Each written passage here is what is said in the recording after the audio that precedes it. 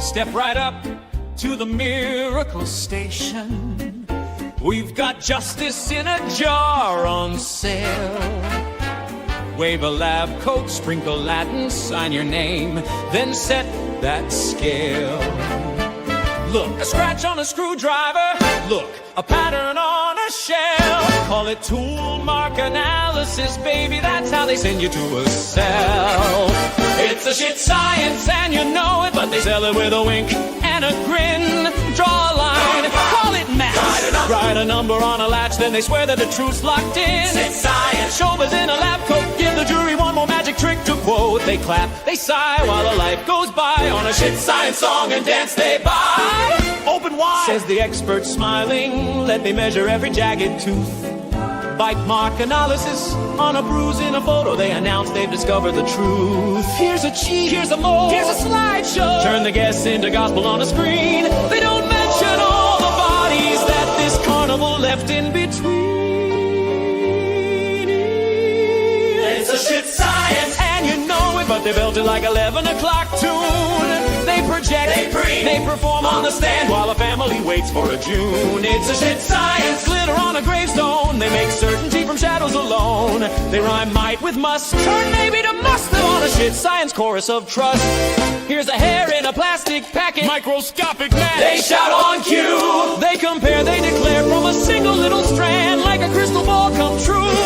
Then a tape in a humming courtroom. Listen close, do you hear that line?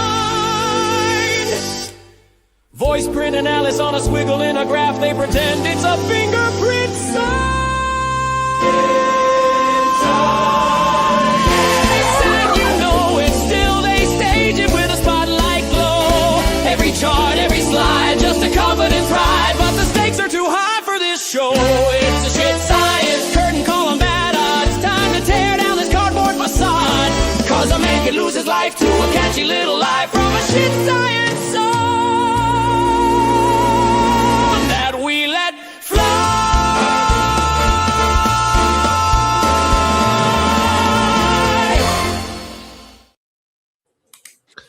Hello, folks, and welcome. This is a fundraising stream for Edrick Faust. And the song you just heard is inspired by two things from this trial. The microscopic hair analysis, which is a shit science. And then the drippage, the time-traveling sperms, according to the state. Also shit science. At least science presented via shit testimony. So hence, shit science song. Hello, folks. Yeah. When this started, we were at Edrick Faust. Fundraising stream was at 20,137. In order for us to keep count on what has been donated via this stream, check the box and write claw and crime, because Mr. Jingles over there, yeah, if you know, you know. If you know, you know. And as an extra incentive, as you might have noticed, you don't have... Oh, wait a minute. Why is that on? Hold on. Break it already. That shouldn't be on. Okay, I can't remove the gifting memberships, but don't. But as you can see, I removed the super chat. This is not the normal, where I say $100 to there and $25 to me, and it gets you a spin on the wheel. No, this is everything to the fundraiser. Everything. And as an incentive, every $500 donated to the fundraiser gets a spin on the wheel. Yeah, tonight, Nick is destroying himself for free.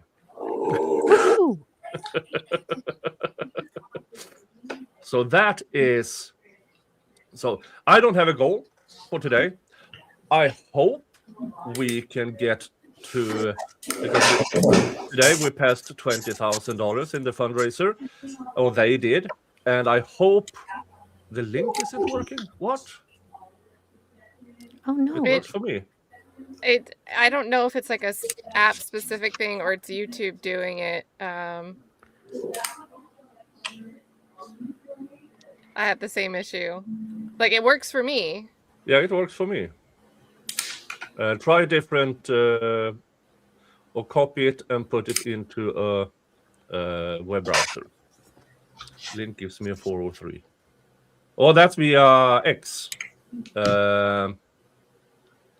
Oh, hold on. Let me see here. I will try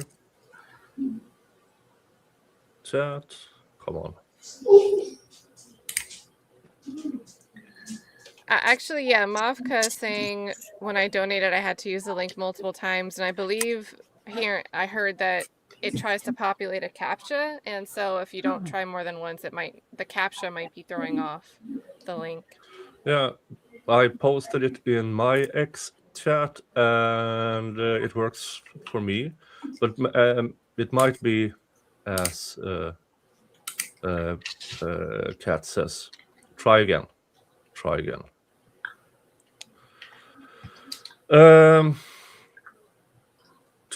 Cruz no longer represents Faust. Is that right? Yeah, he still has motions to file with the court, so I would assume he's still representing Mr. Faust.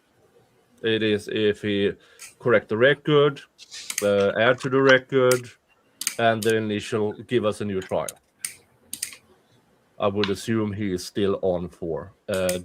Once an appeals attorney comes along, I would assume that Mr. Cruz goes into a consultant or advisory role if he even wants to be a part of the appeals team. The goal here is to have enough for a retainer for Brian Steele. Yep. That is the goal. And Brian Steele is probably one of the best appeals attorneys in the country. And sadly, the fee is accordingly. Well, for experts and things you would need in order to be sure that the correct statutes, and I'm sure that any appeal would have to be made under the statutes in 2001. And, you know, there might be ticky-tacky little changes. They're going to need someone who knows those statutes inside and out. Yeah. So Bruce Harvey then, because he was old when those were written. Yeah, I've seen Andrew Fleischman and Noah Pines were discussing the case on Twitter. They seem to have been following it. It'd be my choices for appellate counsel. The Pines great too. Yeah. But as appeals, I mean, if they get a new trial and they can get a team of the best of the YSL trial, that would be interesting. I hold you in contempt. Go right ahead. We've been through this before. Miss Merchant, we're ready. They are throwing me in jail again. So yeah, so this is the one. I see it is. Let's see here. Dun, dun, dun. We are already at 20,487, so $350 already. Look at that, amazing. Towards the spin on the wheel. Now there are more people invited here, but since not all are sure, I know I have one that will be joining a bit later, and that is for the purpose of talking to you guys about what it's like to be a family member of a person convicted, waiting for the appeals to start. Some of you might guess who it is, but for the sake of surprise, The element of let's surprise. see. Yeah. Speaking And of exoneration stories, you have the yogurt shop murders. Oh, Formally exonerated. They had like a 4-hour-long hearing yesterday for that. so Buzzcat, $100. Yes, there it is. Thank you so much. Claw and Crime. Jennifer, 150. Peace, may justice prevail. Lim, LMP. Claw and Crime. Anna Brauker, Nick Star Fundraiser. Remember the one time I had a fundraiser and the comments just ended up roasting me? As long as they donate, who cares? I mean, I had a fundraiser this fall when we were competing. Who has the best nickname for? Who was it? Was it Gingrich? No. Who was it? I don't remember who it was from, but it was hilarious to see everything just boiling down in the comments. Yeah. Is this a challenge? Roasting comments? Sure. Hey, if it works. Hey, Yeah. Now, obvious appellate issues. Well, I understand. We like Mr. Cruz. We really do. We really do. I see where you're going with this. Yeah, he did a lot of good things in this trial, but I've been not in that exact situation, but at the time when it's better for the client to step away, you might have to, and that I've been forced to do that on numerous occasions because it was simply, even though I knew everything and could do everything, it was just not correct at that time. So you remind me of my favorite astrophysics professor. Ooh, that's a cool compliment. Thank you. Thank you. Yeah, it's only You- you that gets the roast, Jim. Once upon a time, I really, really wanted to do astrophysics. And then I discovered, oh, you do math? Oh, hell no. me too. And then I wanted to be a chemist because I thought I could blow things up. Math Well, too. And yeah, then but I was going to be a faith healer so I could hit people and not get charged with assault. oh, that smart mo. Yeah, I was advanced for a 13-year-old. My mom did send me to a therapist when I said I wanted to be a faith healer. When I told my therapist that I just wanted to be able to hit people and make them pass out, I had to go to another therapist. So, Yeah, it is what it is. Yeah, I remember when I was like 9 or 10 and started reading the Foundation series. And then I ran out of Asimov books. So I borrowed another Asimov books, and it was called Cosmic Eggs and Black Holes. And I discovered quite quickly, oh, this is not a novel. It has math in it. Speaking of physics, do you think it's time to transport my chat over to your chat? You ready for a hybrid gang? Because I am. Yeah. Yep. All right, guys, we are bringing you over. The reason I did a simulcast to my channel was just so you guys would get a notification and know this was going on, because YouTube might not show you Nick's stream on your own For You page. So we're going to spill over. We're going to make this one big shebang. So hitting the end button on my stream. See you guys over here. Say hello when you get here. Yeah. And we are now at $20,867, which is way past Woohoo! the first spin on the Wheel of Regrets. So here we go. What will my poison be? Dun dun dun dun dun dun dun dun dun.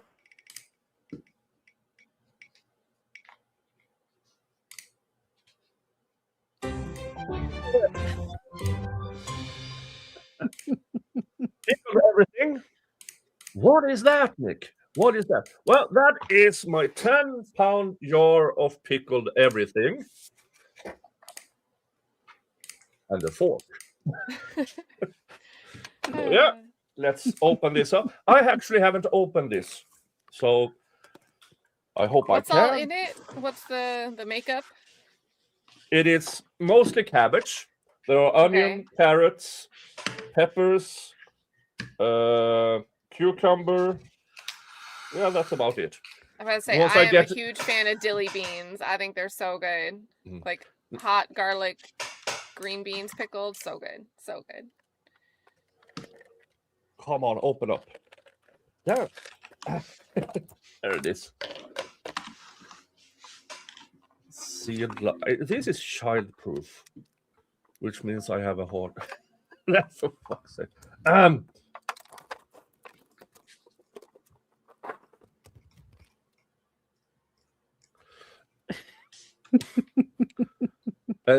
It's 2 seals. So I have to remove this as well. It's pickled. How is it? Why? It's already preserved. How much more preserving are they going to do? So let's see here. Whoop. Ooh, somebody said we should introduce ourselves. Do you want me to introduce myself? Yeah, while you're- definitely. Yeah, introduce yourself.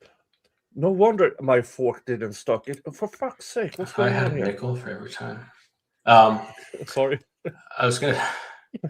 I'm Jim Robichaud. I'm a lawyer. I try to be one of the good ones. I have a couple cases in Georgia, post-conviction cases in Georgia. I'd have do some other stuff too. But yeah, that's about all that you need to know about me. Jim has a channel. Go subscribe to it. Oh yeah, I do. I do have a YouTube channel. I forget to say that sometimes. Pickled everything, and it's dripping all over me. That's what she said. Apropos for this trial.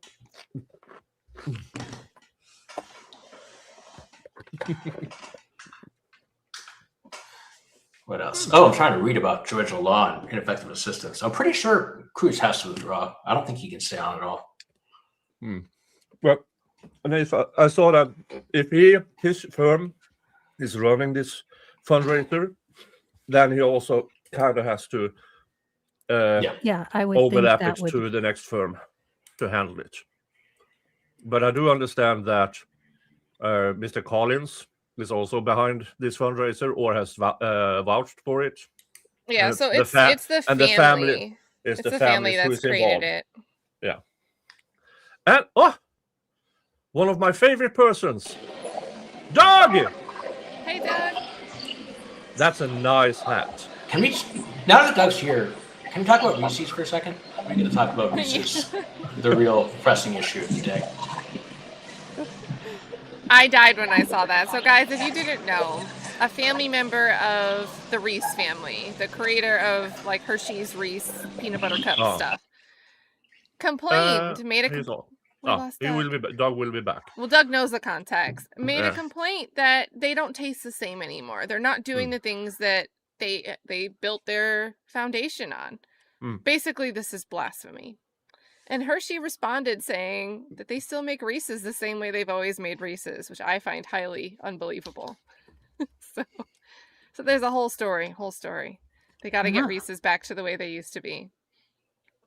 Hey, Burley. Yeah, I grew up in Maine. That makes sense. Yeah, we don't have. I've maybe last 5 years I've started to see American candy, but it doesn't sell very much here because we have actually good candy with sugar in it, and you don't.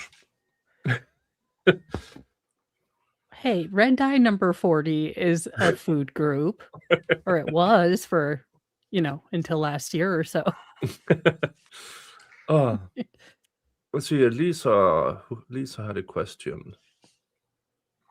If you have a question, try to use the big red question marks before and after. That way I can pick them up easier. So far the donation links don't. Yeah, I don't know. It works for me on my page, and on X. So I don't know what to say. Try Katt posted it again. So try again, please. And I will post mine over at the Rumble as well.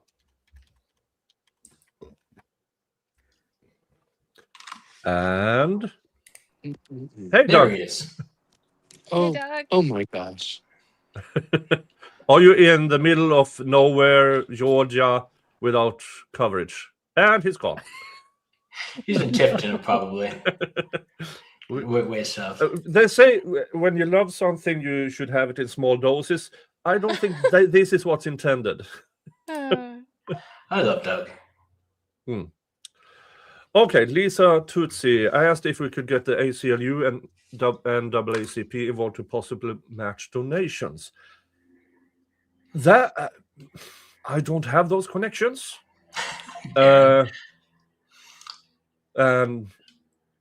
I mean, if it could be done, I would, but I think that it is never more. hurts to write a letter Yeah, it and doesn't make hurt them to write. aware of the situation.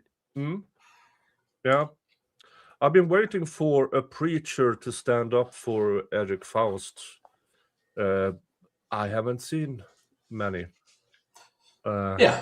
It's also I'm not even sure if we know what the retainer amount that we're trying to fundraise is.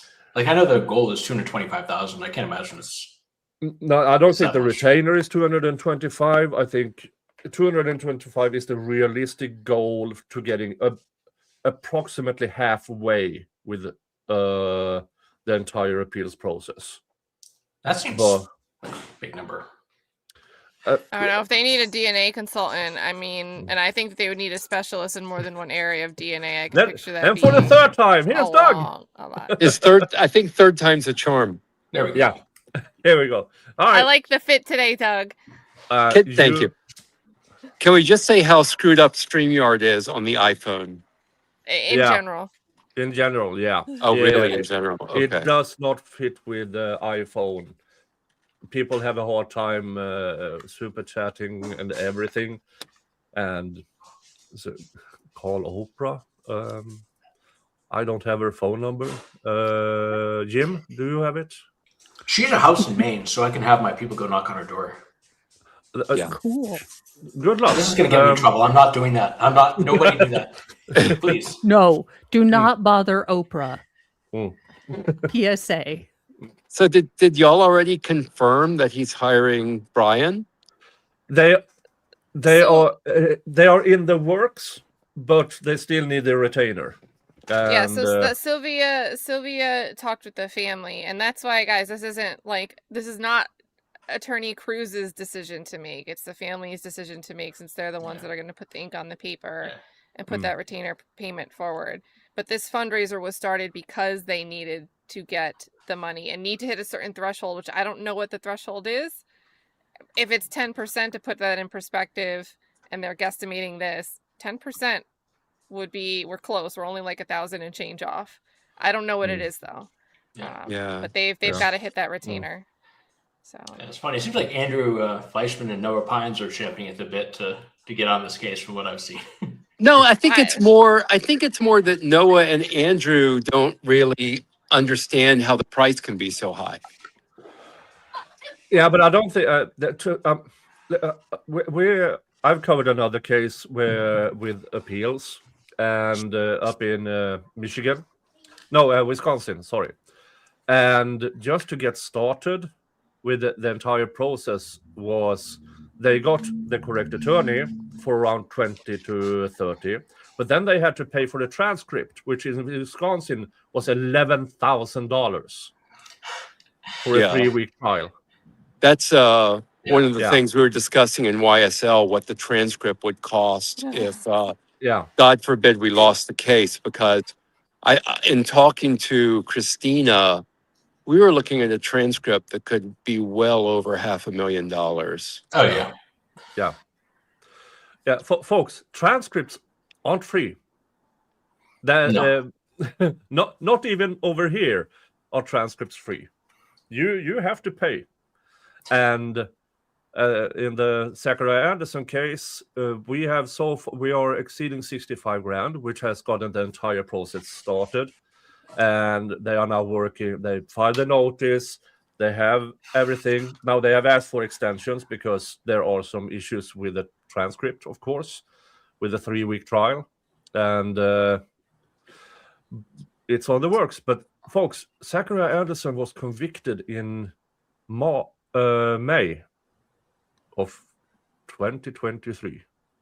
Yeah. It can be tough just to logistically get the transcript too. Some of these Georgia counties, they don't do internet. You kind of have to go and show up with a check. or a money order. I guess you can probably mail it to them, but then you're mailing a money order across country. Yeah. It can be tricky just logistically to get the transcripts. I think now this could vary by county, but I think it's a state law that it's 90 days is the time that they have to produce the transcript. Does not apply to Indiana. Yeah. I think that's in murder cases. I could be wrong about that. If there's a murder charge, it's 90. I could be wrong about that. Those are the Like ones a that habeas I've been involved in. specifically? Yeah. Yeah, I had my. Well, yeah. When we Struggle did with the that. fundraisers for the Delphi case transcript, the original clerk, $1 a page for a 4-week trial. Yeah, that's And then she went on vacation, and her assistant, who covered for her, sent it for free. There's actually a case. Sorry if I cut you off. No There's worries. No. I think you're at another 500, Nick. Doug might know this. Maybe not. I don't remember there where we was- started at.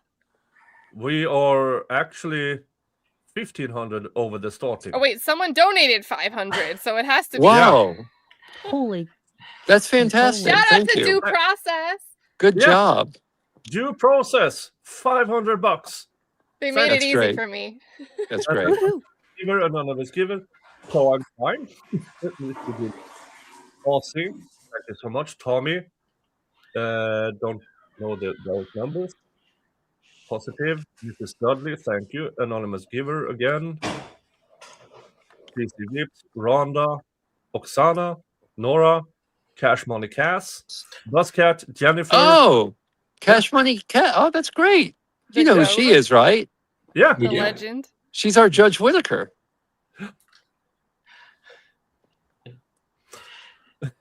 So did y'all ever determine, was there a 412C hearing in this case? I think I have the answer. What's the answer, Jim? Okay, so the defense filed a 412 motion with respect to Chris Melton, Yep. the boyfriend, Mm. and I think that was the only 412 motion the defense filed, and it looks like that was granted in connection with the state's motion to exclude everything else but that. So it looks like it was granted in October, but just that narrow Yeah. 412 motion. See, but Yeah. I think that there's a separate layer here where what Cruz is trying to say in opening statements wasn't to suggest sexual behavior. It was just supposed to suggest same place, same time, potential for transfer DNA.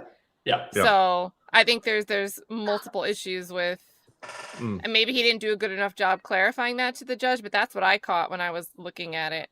Yeah. And Yeah, I agree. Mm. I think that was kind of an erroneous decision where Cruz was only getting to the fact that they were in the same place, which doesn't reach chastity or whatever term they use, sexual history. Right. So I think that would have been the argument to make. I was then surprised that.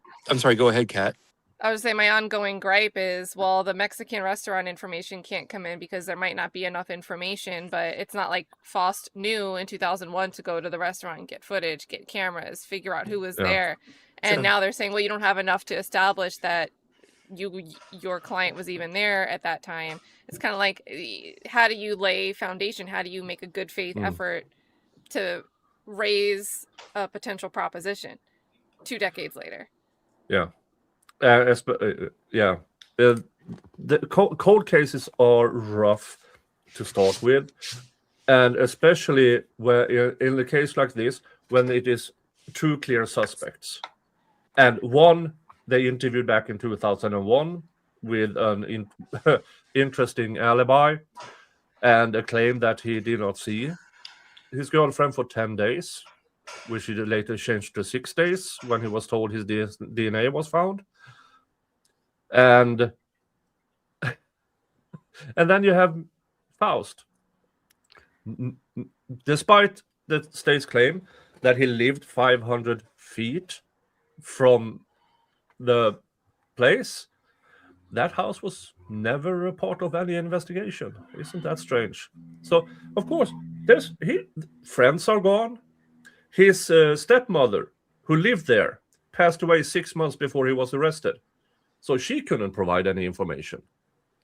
And then the phone records from back in the day, well, that phone company went defunct, which means the phone records can't come in because you don't have somebody from the phone company to lay the foundation for the phone records, even though the phone records are computer generated. So the phone records didn't.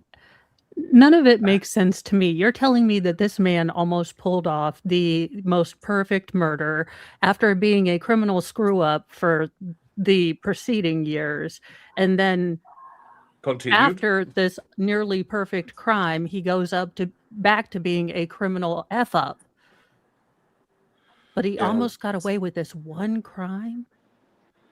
Yeah, I understand. It doesn't make sense. And maybe this is one of the cases where his actual criminal history could have worked for him, because he didn't hide anything. Well, no, I mean, he got, as people have been saying in comments, he got charged 2 weeks later for stabbing someone very near the neck. Yeah. So that was argument, fight started, someone drew a knife. Not uncommon anywhere in the world. Sadly. And apparently it was ongoing across 2 weeks, so someone keeps coming and countering you. I mean... Yeah. And there are ways to get those phone records in, even from a defunct phone company, because there are exceptions. If there's indicia of authenticity, a judge can. I just had that happen in a trial a couple of weeks ago where I had non-authenticated records, but there was enough indicators of the authenticity of the records that the judge allowed them in. Yeah.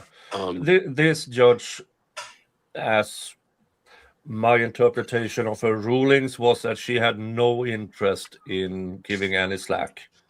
But she even hinted at, since it's a cold case, the standard of evidence is lower.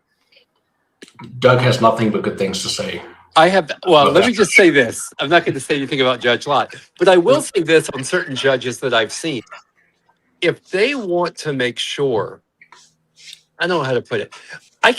When I try to get to their heads, sometimes I think that certain judges will, on close calls, go for the defense because they want to remove opportunities for issues on appeal, and they want, and again, I'm just surmising, they want a conviction to stand up. Yeah. So any kind of an edge case, any kind of a close case, or maybe even not so close, they will rule for the defense. Yeah. So that conviction stands. And, that's just a guess I'm making. So, Yeah, and Judge Lott was not that way at all. Yeah. Accepting 3 times hearsay. The interview was with a now deceased person. The interviewer was also deceased. The person who got the record in was somebody who only spent 72 hours on the case back in 2001, but he had his recollection refreshed by reading the summary report. And that got in. If there's one thing I could change about the law, it would do away with this legal fiction of refreshing recollection. Like, come on, can we just call a spade a spade? Yeah. Come on. I'm reading it and then I'm telling you what I just read. That's it. Yeah. There are so many legal fictions. I don't know that that's the first one I would get rid of, but okay, that's fair. It's comical. Yeah, it's a bunch of. We have a bunch of now first. Yeah. We have a bunch of sciences we need to get rid of. Microscopic hair analysis. For the love of fuck. Sorry. Yeah. Yeah. Oh, yeah. Which was a part of this trial. Microscopic hair. Folks, look at the top of my head. Old hair, gray, brittle. Same here, side with the angel hair or baby hair. And now look at the stuff from the back.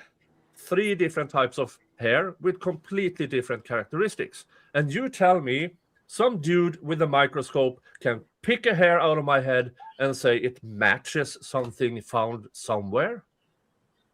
No. It's like bite mark analysis. Get rid of it. And tool mark analysis. And tool mark can be real junk science, although it helped me in a case recently. But and don't Yeah. even get me started. I've been working on shaken baby syndrome on a Oh case that's no! about to go Oh, to trial, and it is that really theory. That it is really theory. junk. A new That prosecution? theory in science have been debunked for 20 years, but How is it in going to law a it trial still now? applies. That's Yeah, crazy. it was before there was a shaken baby syndrome case before the Georgia Supreme Court, I think a couple months ago, and there were like 30 amicus brief filed. Yeah, Amicus briefs filed in that case. It's still a yeah. hot button, even though I think it shouldn't be. I've got one coming in maybe just a few weeks, and Oh, really? I'm ready to unleash. Where's that? It's in Fulton. So if, Ooh. which judge? That's a great question. I can't tell you off the top of my head. Once more under the breach. Is it one of the people who stream? I don't think it'll be. Oh no, it's not. It's not McBurney. It's not in a streamer's courtroom. Oh, darn So. it! Because So, you yeah. have Judge McBurney, you have Judge. Who else is it? Does McAfee stream? McAfee streams sometimes. Yeah, it's not. It's not. McBurney always streams and is quite entertaining. By the way, Fulton County, Fonnie Willis just threw him under the bus today. If you didn't see. Oh, I missed that. Yeah, that's almost understating it. It was a drive-by, and then but these two have it was bad. Those two have been at it for quite some time, it seems, with McBurney getting a rebound when it came to the Christmas presents or the bonuses. Oh, that was good. Yeah, Adam was an innocent bystander in that. Yeah, he caught a stray. Yeah, he caught a stray. Thank you. That's the word I was searching for. Oh. Jim, tell people are asking what happened. You want to describe that Christmas bonus business? Oh, Katt this was downtime. I have the clip. You have the clip? Yeah, it's really good. Wait, can you explain the update today with the what happened today? Guy's name? Yeah. What happened today had to do with H. Brown and his really crappy conviction for murder that I believe is up on appeal. And I think it was a brief that the Fulton County filed on that bill. And she basically said the whole case was good. If there was any issue, it was with the specific prosecutor on that case. Who was McBurney? And it's McBurney, yeah. Oh. And it was... Oh, no. Yeah. Oh, wow. Well, I actually have two spins on the wheels. Today, I'm not accepting supers. All your monies are supposed to go to the fundraiser. Okay, folks? All of it. And I saw people gifted memberships. Thank you, but don't.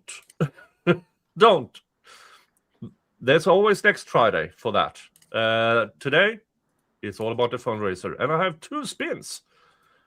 Because we already, through this fundraiser, $1,500. Getting us close to... we are currently at, let me update here, 21,697. And we started at 20,137. That's fantastic. Yeah. So, let's see what the Wheel of Regret brings us. What do we got? Here we go. That's a win-win. Here you go. I need to fetch myself... Can I finish my transcript story while you're getting bourbon? Keep talking. Okay. So, this is... Doug might recognize the name Darren Mills. Katt knows who I'm talking about. He was tangentially involved in the YSL case, but he had an appeal on a 2015 conviction and requested his transcripts in, I think, 2016 for a motion for new trial. And he waited 7 years for his transcripts. And he just, I think it was Darren, who's represented by Kyle Winchester, right before the Court of Appeals. He actually won the appeal. The conviction is vacated. So he actually won after waiting for 7 years for transcripts. So it's not like, 7 years and then it gets affirmed where you'd be inside either way. But he also has two co-defendants, Dominic Carter and who am I forgetting? Who's the third one? White. Quatez White, Spaz, who's they're on appeal for the same issue right now. They're represented by Steele is representing White. I can't remember who's representing Dominic Carter. And Dog's gone. Oh no. And this was the final of the Bonneville bourbon. I brought it back from the United States in September. Oh, cheers. There we go. Ah, nom nom nom nom nom. And that was that. And yeah, 2 spins we had. So here's the next one. Wheel of Regrets. I'm not regretting it now, but I will in the morning. What do we got? Whiskey? There we go. Now, for you who know, the Malort disappeared a couple of weeks ago because the Wheel of Regrets has something out for me. So every one of within the first 2 spins, always the damn Malort. So luckily it ended, but I got myself Canadian whiskey, and as I all know, good Canadian whiskey comes in a plastic bottle with a screw cork. Of course. And let's just say I'm not a fan of whiskeys that have the before, during, and aftertaste of turpentine.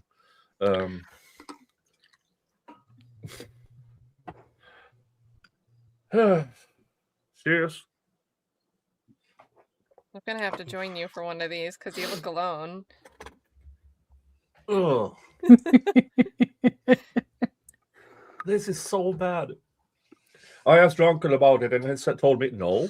Of course, I didn't listen. Ugh. Do not recommend. Do not recommend. Yeah, alcohol is poison. Thank you, Lockham. Now, did you have the clip? Oh yeah, I put it in the private chat. Oh. It's quick. It's the very beginning of the video for the first 35 seconds. Oh yeah, that was the same day. I forgot about that. That was funny. Here it is. McBurney burning Fonnie Willis. I heard you all got raises. Was there not some bonuses? Bonuses. Oh, I wasn't there. But that's true. I was not. Was there not some big get together and they handed? Was there like a bag of cash because your boss only uses cash? Okay, excellent. Congrats. Sounds like maybe that'll be probably $15. It's thoughtful. It's thoughtful. That money could have been spent some other way, like paying legal fees for the defendant in that case.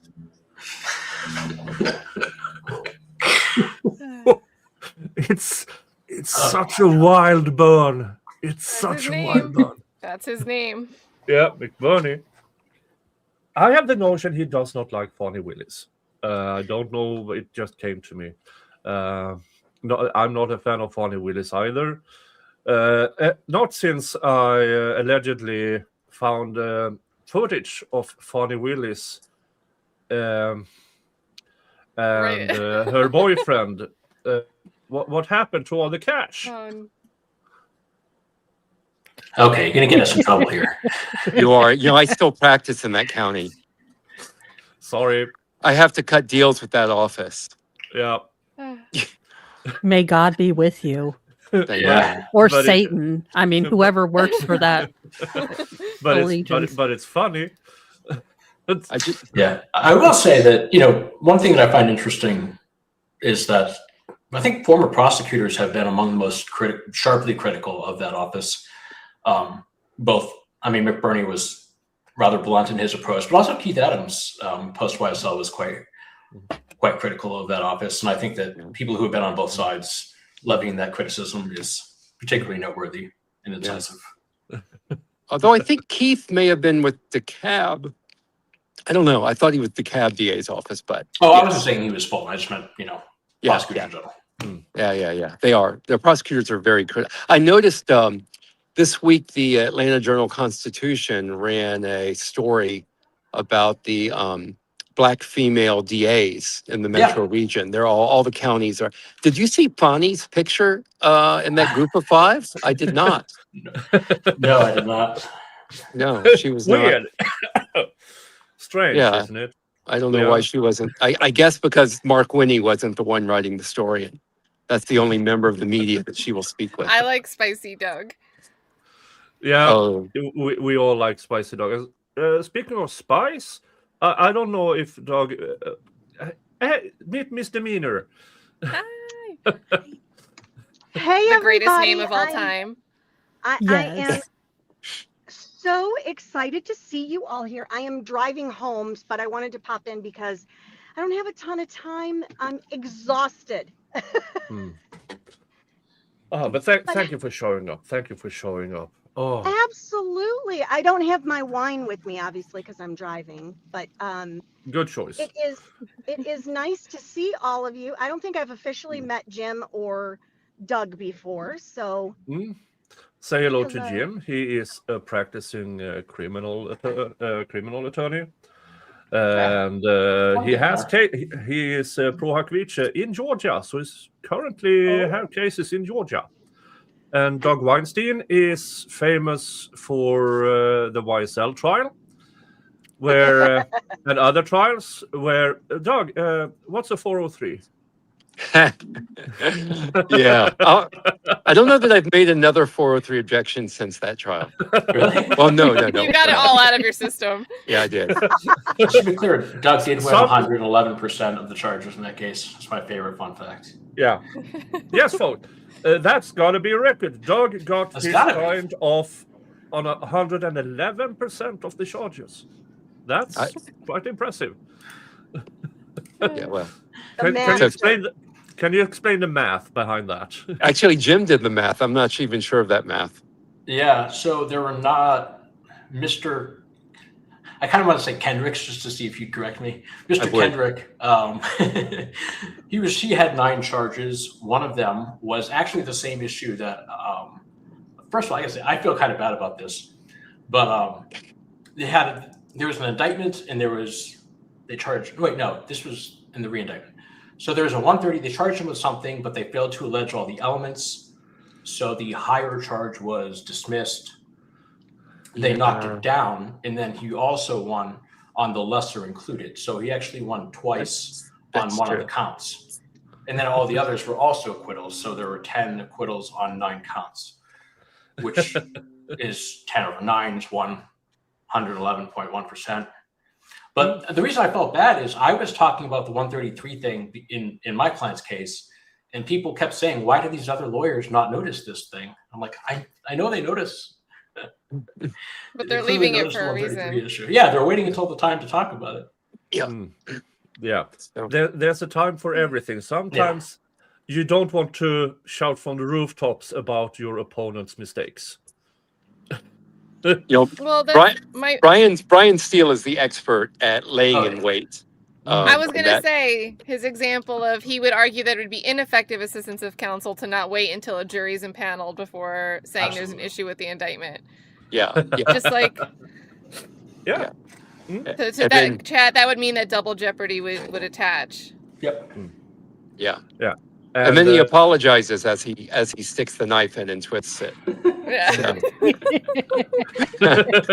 which I'm is so very sorry. Brian. Yeah, God I'm so forbid. sorry I have to do this. And you're thanking him afterwards because he does it so politely. And well, with a few exceptions, all dressed in red during closing arguments. That's still one of my absolute favorite moments in the YSL trial is the color coordination on the states. Who actually argued in front of the jury, color coordination means you're in a gang. Crazy. Can I ask Doug a question? Have you used the chart, the reasonable doubt chart? The reasonable Doug chart? The reasonable doubt chart. But Oh, that also- reason. Have I used it since YSL? Yeah, I love that. I haven't used it since YSL. I don't. The last trial I actually wanted to use it in, but I had just not brought it with me. Yeah. Maybe if I'd have brought it, my client would have been found not guilty. I don't know. Ugh. Yeah. But I need to IAC use that claim chart. Doug didn't bring the chart. I know, Yeah. right? Ineffective. Where's Yeah. the chart? Yeah. It is a good chart. Yeah, it is. I mean, I've seen variations of it. I know that Steve Gosney uses it down in Florida, It's when he around. was still in criminal cases. He's now doing civil, and he's doing great.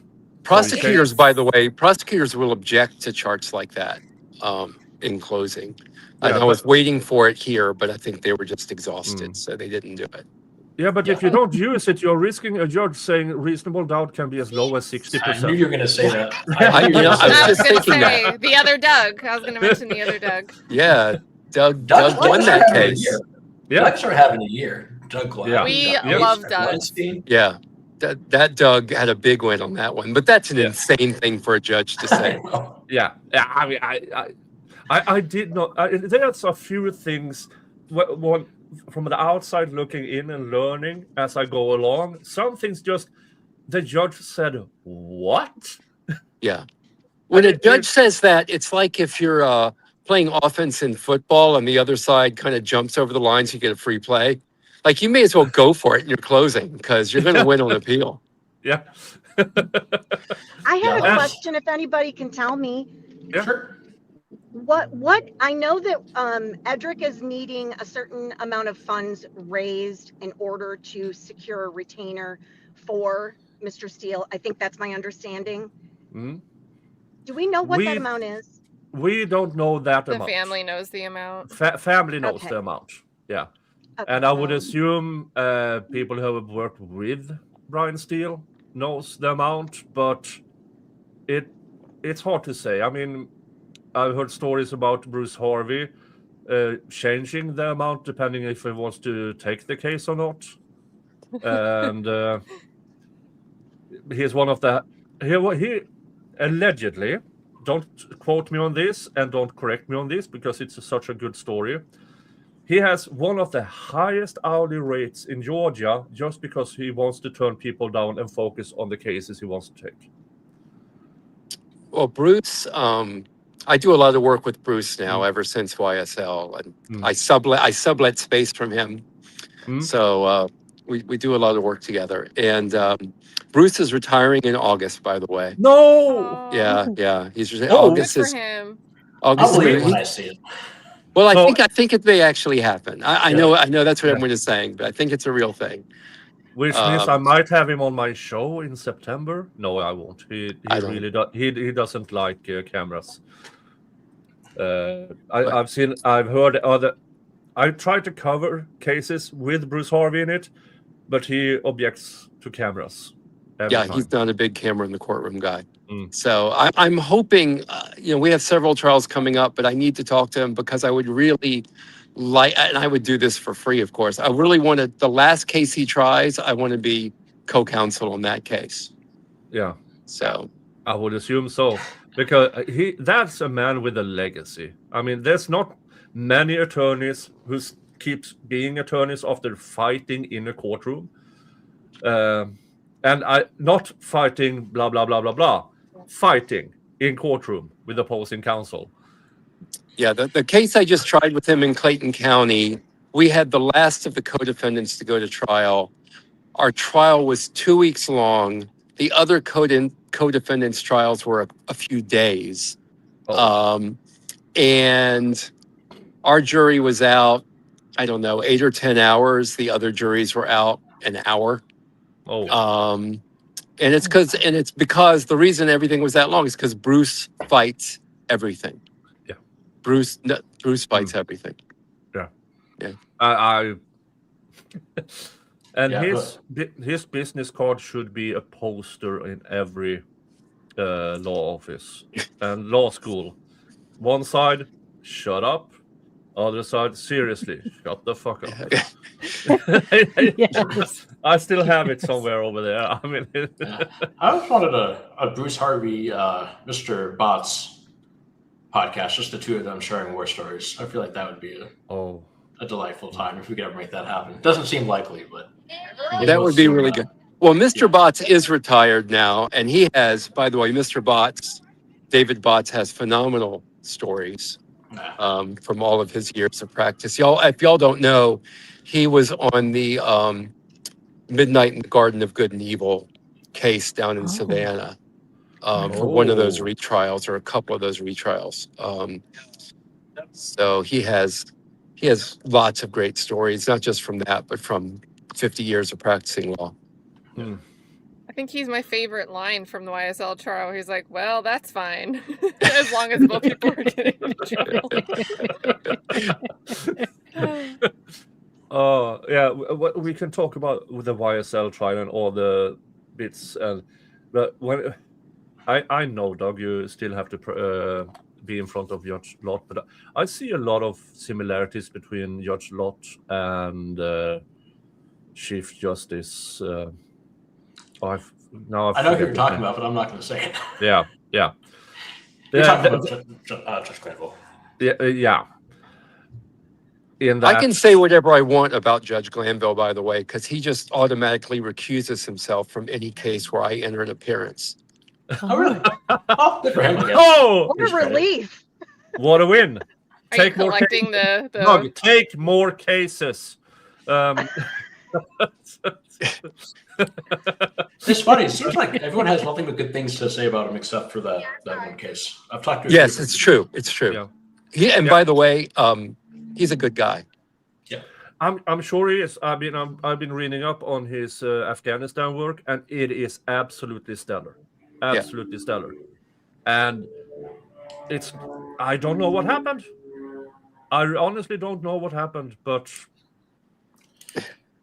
Well, I have recently gotten a slew of cases in Athens, Clarke County, so you will hear me say nothing bad about any judge in Athens, Clarke County. Yeah. Okay. Yeah. Okay. Including our friend Lisa.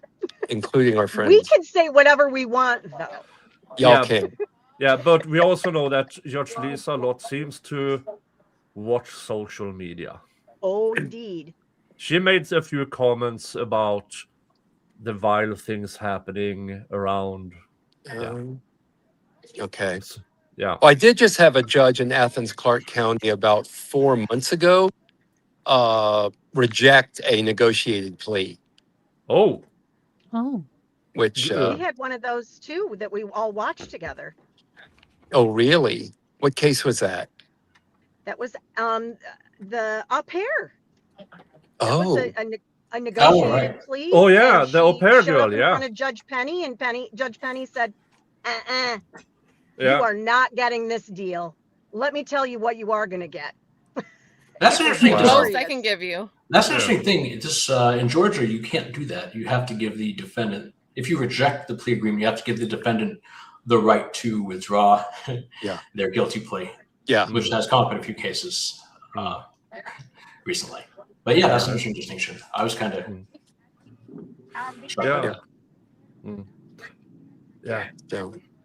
And this rejection by this judge it was more of a modification. It was, I won't take that deal, but I'll tack on this additional unpleasant and expensive item.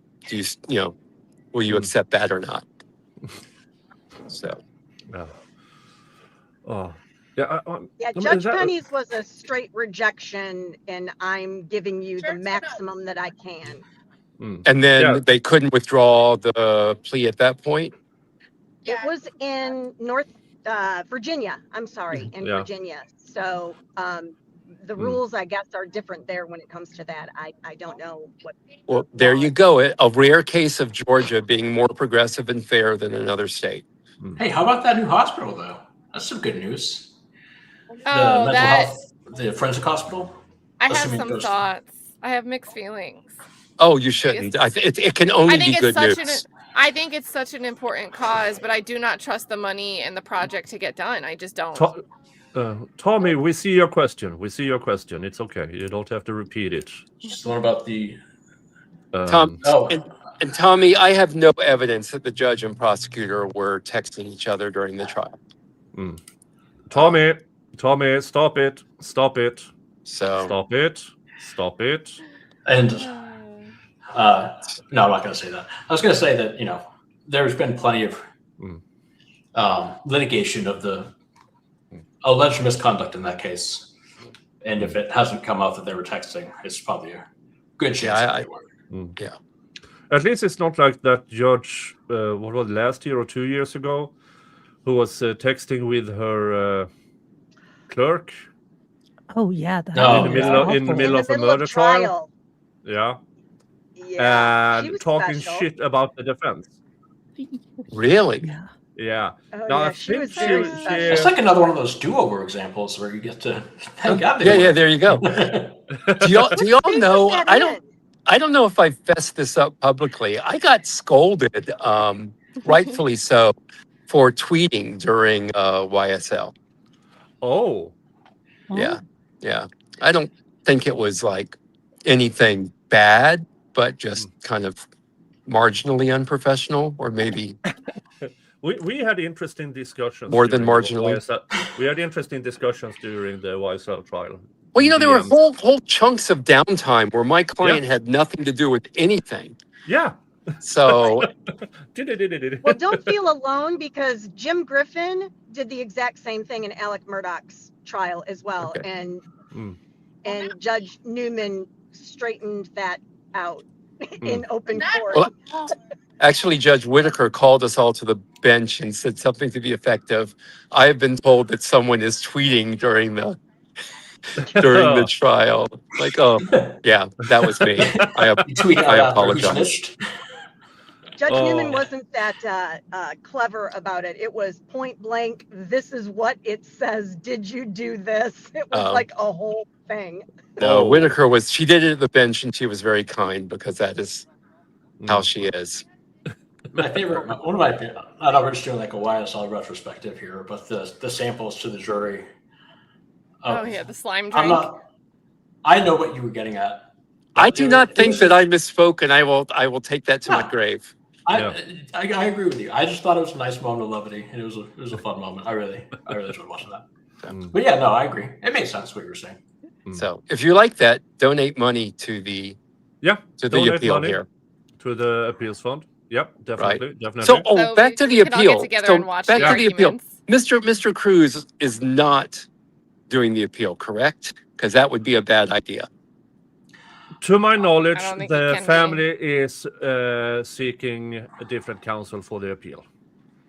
And Yeah, I don't think it's been confirmed one way or the other, but yeah, I one have way to or the imagine. so I mean, if Brian comes on, he's gonna. I think they have to do whatever they need to do in the next 30 days, and maybe that will. That's true. Wherever, Cruz if they still- can't make the goal by then, I don't know. Yeah. There actually really isn't.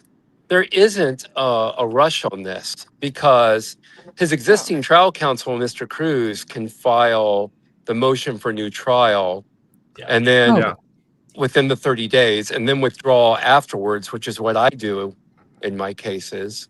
And then it takes forever after that to get anything done. So they got plenty of time to hire appellate counsel. What the That's good rush? to know The about rush that. is the rush is on filing the motion in the 30 days, but it's a 2-page boilerplate motion.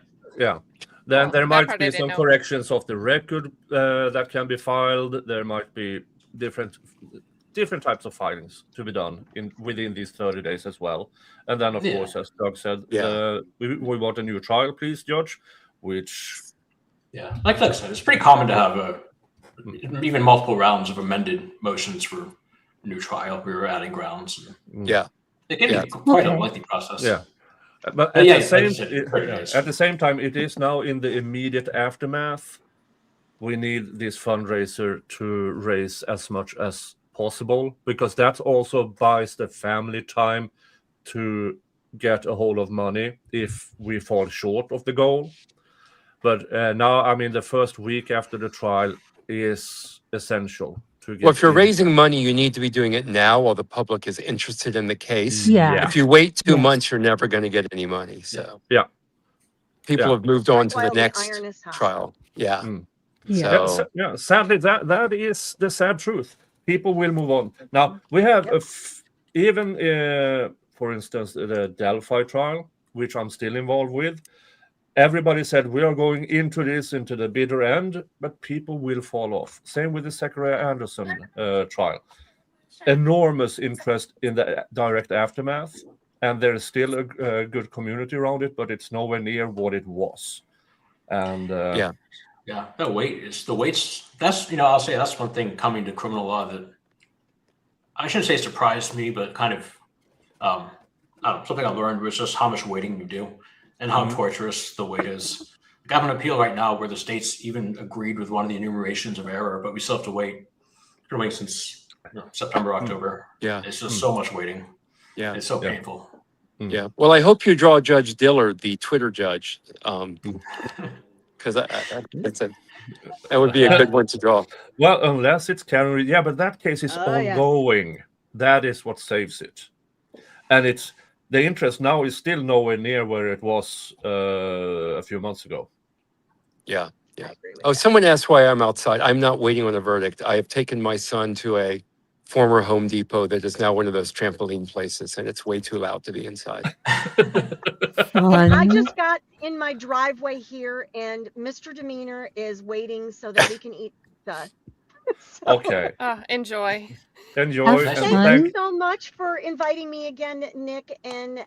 Thank you so much for it's showing good to up. see you again, Mo. Nice meeting you, Mr. Is it Weinstein?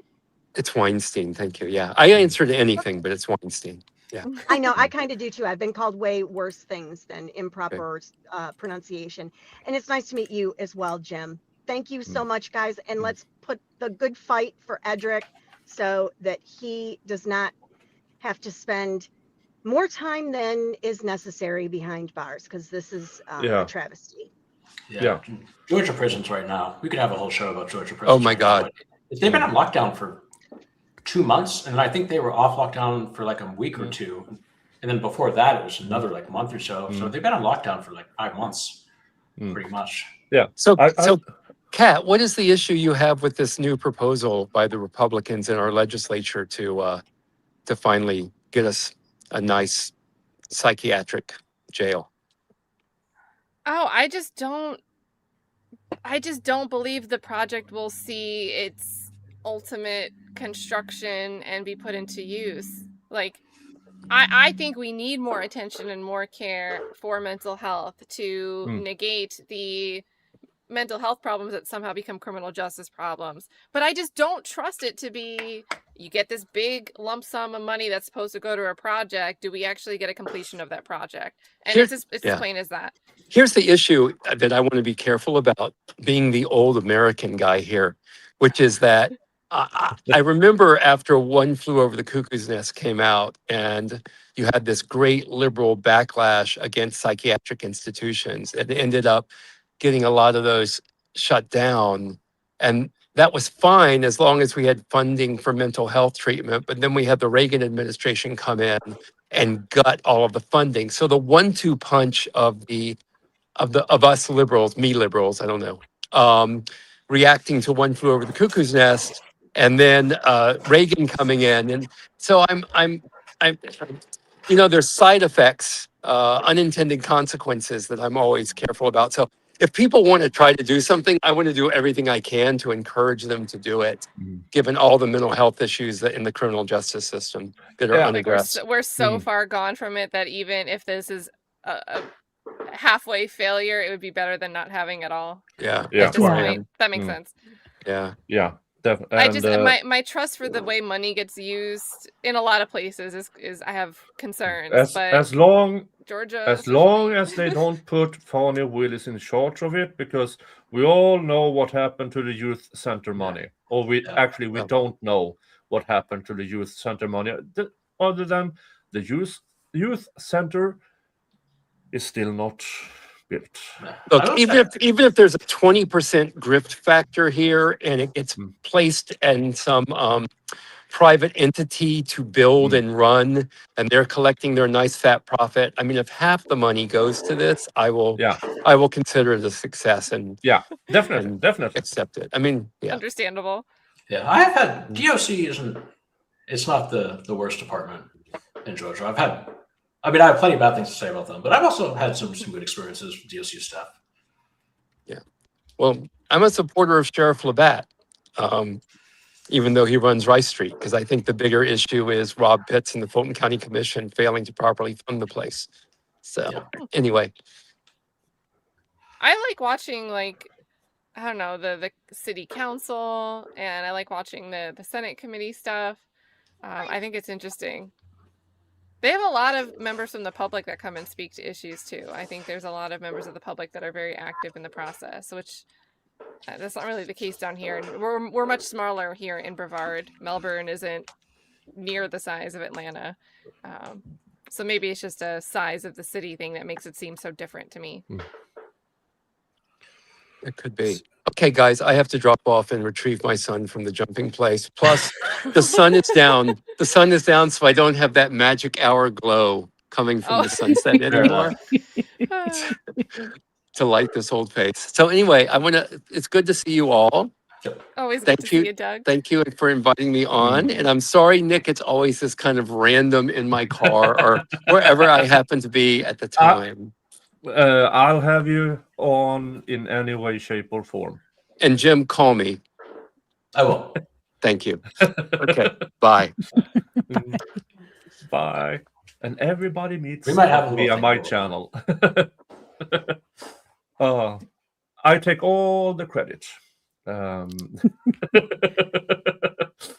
All right. Let's see here. The fundraiser is now at I don't owe Doug money. $21,897. That's not what he was talking about. I don't owe Doug money. It's a rematch for lawn darts. I know what he's talking about. It's not that. Yeah. Yeah, we are at 21,897, meaning we have $1,760 in. Thank you to Tay Tom. No House, No Faust, $100. Thank you so much, anonymous giver. Beta Paris, Free Faust, and then it is Due Process. Thank you so much again. So yeah, we are getting there. We are getting there. For the next spin on the wheel, we need $300 more. $300 more to the Give Send Go. The link is pinned in the top of my chat on both YouTube and Rumble. And hello, Slidey Pie over at Rumble. Good to have you here. And you can also see it in the banner that is scrolling below. If you're on iPhone, you might want to, if you're on iPhone, go to Give Send Go and write in Edrick Faust. And here's Bob. Hi, Bob. What's up, guys? I think Allie's on the bud. side there. Oh, Allie. What? Come on, you gotta come on and start like firing the F-bombs. Sorry. She didn't know. Oh, no worries. We are way She would've- past the F-bombs. She would have You're way bitterly past it. complained, so I skipped her. I didn't clue her in. Yeah, we're on the way to Iowa, so What's going our on? signal is spotty. What's going on in Iowa? We're going to visit a couple friends that live in Davenport. Oh, so not a trial. I was wondering, No, what trial is no. it? What trial is it? Okay. No, I didn't Nick, know it's the that- weekend, man. They don't have Oh. court. They don't have trial on the weekends. You don't? No, God, no. Lazy Americans? No. Yeah, exactly, exactly. Uh, No one can see you, dude. But now they can. Now they can. Now you're on camera. We caught Allie. She was deep into the J files. She just can't stay out of the Epstein files. She just can't stay out of them. Phrasing? Oh, boy. Uh, Yeah, that's crazy. It's crazy. Yeah. So, Edrick, man. Edrick. Yeah, Got to raise the money for Edrick. definitely. Yeah, to do it. $50,000 for appeal. It's for, I think it would be for the appeal, Yeah. you know, The for any appeal. kind of post-conviction collateral attacks. That's a lot for an appeal. I already put that out there, but there's Yeah. other stuff.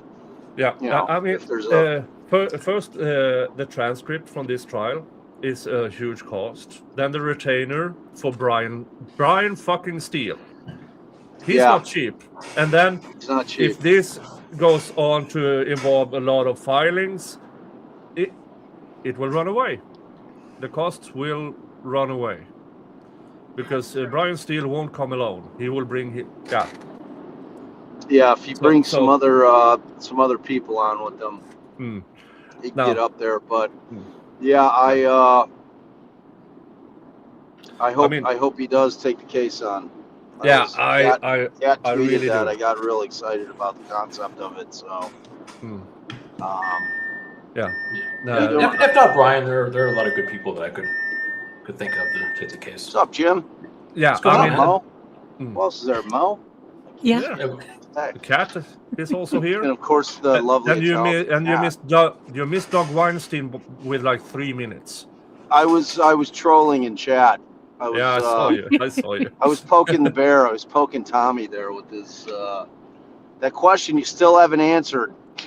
We have for answered goodness it. sake. Somebody answer Tommy's question for God's sakes. Poor guy. God. God. It Tommy is said, absolutely totally legal, except for leap years and only after Sundays on Lent. Tommy says There I you saw go. Lot texting both prosecutors in this case. It was right before she told the jury not to give more weight to evidence they reviewed on their first question. Actually, I'll say this. This is actually an instructive moment. I can use this. If it's not on the record, it generally doesn't help you. So Yeah. for purposes of the direct appeal and for the motion for new trial, even if that were true, you still wouldn't be able to really make use of that. On habeas, potentially, that would be a separate issue. But I love that You Daryl need- gotta be Brooks in the record. actually made a point. He's like, on the record, run the record back. Officially, Daryl Brooks made a good point. I mean, What was his stage name? Math Boy something? Math Boy Fly. it's pretty awesome. It's pretty Oh. awesome. That would be like me saying spelling chick dyslexia. This is like two things that I'm not good at. Let's just put them together. Spelling, yeah. Oh. Allie's not much of a speller either. And now we are at 21,947. We are 53 bucks away from 22,000 combined. Thank you Nice. to Anonymous Giver saying Melanie's cupcake army stands with you. So I shouldn't count it to my stream, but I will. I think you Because should. I'm I think you should, Nick. I'm a sucker for taking credit for everything. I had my very first. As you should be. As you should be. Including some lines Mr. Cruz said in closing arguments. And I just, that's me. Yep, that's me. My very first appearance in He court. must have been watching my content. 'cause there's so Exactly, much shit. exactly. My very first appearance, the other side didn't show up, and I won by default. And I got back to the office, and I told sort of my mentor, I won, but like the other side didn't show up. And he's like, "Don't tell anybody that. That doesn't matter. You won. Just tell everybody that you won." Yeah. And I've really Yep. taken that to heart. Yeah. And if nobody disagrees, I take credit. As you should. Better than it float out in the ether creditless, No one needs that. And claimed and lost. Yeah, I wrote it on X, and somebody said Melanie had something to do with it as well. Of course, she had like 10,000 people simultaneously. I had 120. Of course, she had a little something to do with it. I still take credit because she hasn't said anything.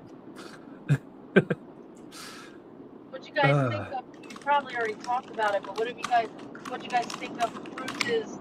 I'm going to speak up for the defendant at sentencing. I From a legal like his. perspective. From a lay perspective, I liked it. Do I wish that he had maybe checked his other witnesses out? Perhaps guided them on what to say? Tones? Yeah. I mean, it seems like it was a bit of a I'll struggle. tell you this much: she was 100% right on the law, and the judge was 100% wrong on the law, as far as the notice that had to be given, whether they can seek. Oh, for the Now- notice for the charges. Yeah, that they I was can- wondering about that because No, I it did seem looked a it bit up. in the I did the weeds. research. He was 100% right. It had to be before the trial. B, it has to be specific. It cannot be this any conviction that I find thing that they did in April. And the thing in April, I don't know, was that 10 days before? It had to be 10 days before trial because it's only February. Yeah, Yeah. So that was April of last year. right, but Yeah, there were only they 3 have total to- cases that they The noticed law specifically. says that the defendant doesn't have to go hunting down his record, and they have to specify the charge. Not like, maybe people get away with it, so the judges are used to seeing it. No one challenges it. Oh, I'm going to use whatever convictions I find to enhance. But Well, the grossest thing that Lott did is when she tried to slip the life without the possibility of parole in through the Yeah, rape I was charge, man. I'm like, what wondering about is that. this Yeah. woman doing? Yeah. That was the only honorable thing that the prosecutor did in that entire case, which was, I mean, he knew the law was the law. What is he going to technically, he do? was wrong unless I don't know what the 3 charges they specifically said, but if one of them was violent, then the recidivism thing actually would have applied. If the judge's position that the blanket statement is notice, then technically the state was wrong on their argument. But at the end of the day, the state was right because I don't think there was a violent felony listed in the 3 that he specifically said. Now, if a blanket statement is all that is needed, all they have to say is, "I file a 412," and Right. nothing under it. Yeah, I will say, They have It to is- specify sorry. the conviction at issue. I thought there was one conviction that was closer in time to the Baker homicide that was a violent crime. Yeah. Yeah. Does anyone know? Was if that a the- conviction? I don't know. It has to be. He was going through conviction, so I'm assuming, because he had him there. I can't remember that portion where the cameraman zoomed in when he was going through the certified convictions. He had them all on his podium there, and the cameraman kind of zoomed in for a minute. Whoa. I thought when Cruz specified what 3 were specifically stated, they were like drugs, and I didn't think it was a violent felony, but I can't say. Now the one that was the middle There was one. an ag assault. Yeah, the All ag the assault 3 that were was. listed, the 3 listed, Yes. Well, I then technically, keep saying the same thing. then technically he could have gotten life without the possibility of parole. But in any case, I'm pretty sure as a cure-all, right before Judge Lott gave her sentence, brought the sentence down, she said that even though she felt she could consider and that the state had properly given notice, she said that she was only going to consider the 3 cases that were noticed in the October 2nd filing. She doesn't want to get in trouble. Yeah. Right, she doesn't want to be reversed. She would have been reversed on that issue. Absolutely, hands down, she was wrong, Cruz was right, and I think she would have been reversed. And I said it. But only for sentencing. Only for sentencing, right? Yeah. I said at the beginning, I said, well, why is she taking a risk and going to consider what's questionable when she's going to do what she wants to do anyway, and she can do it on already what's there if she wants to. You're still not on camera, Good, I don't want to be on camera. You put your shades on though. But this is how I curl my hair. There we go. Wow. I just No. let it sit up here. No, now I don't practice law in the United States, as everybody knows. But one of the things now, in retrospect, the state's closing on the slide, they wrote sperm. out sperm, Yeah. and just hours before, the witness said, "No, we didn't test it for sperm." That's Outrageous. Yeah. and it was objected to, and she overruled it. Yeah.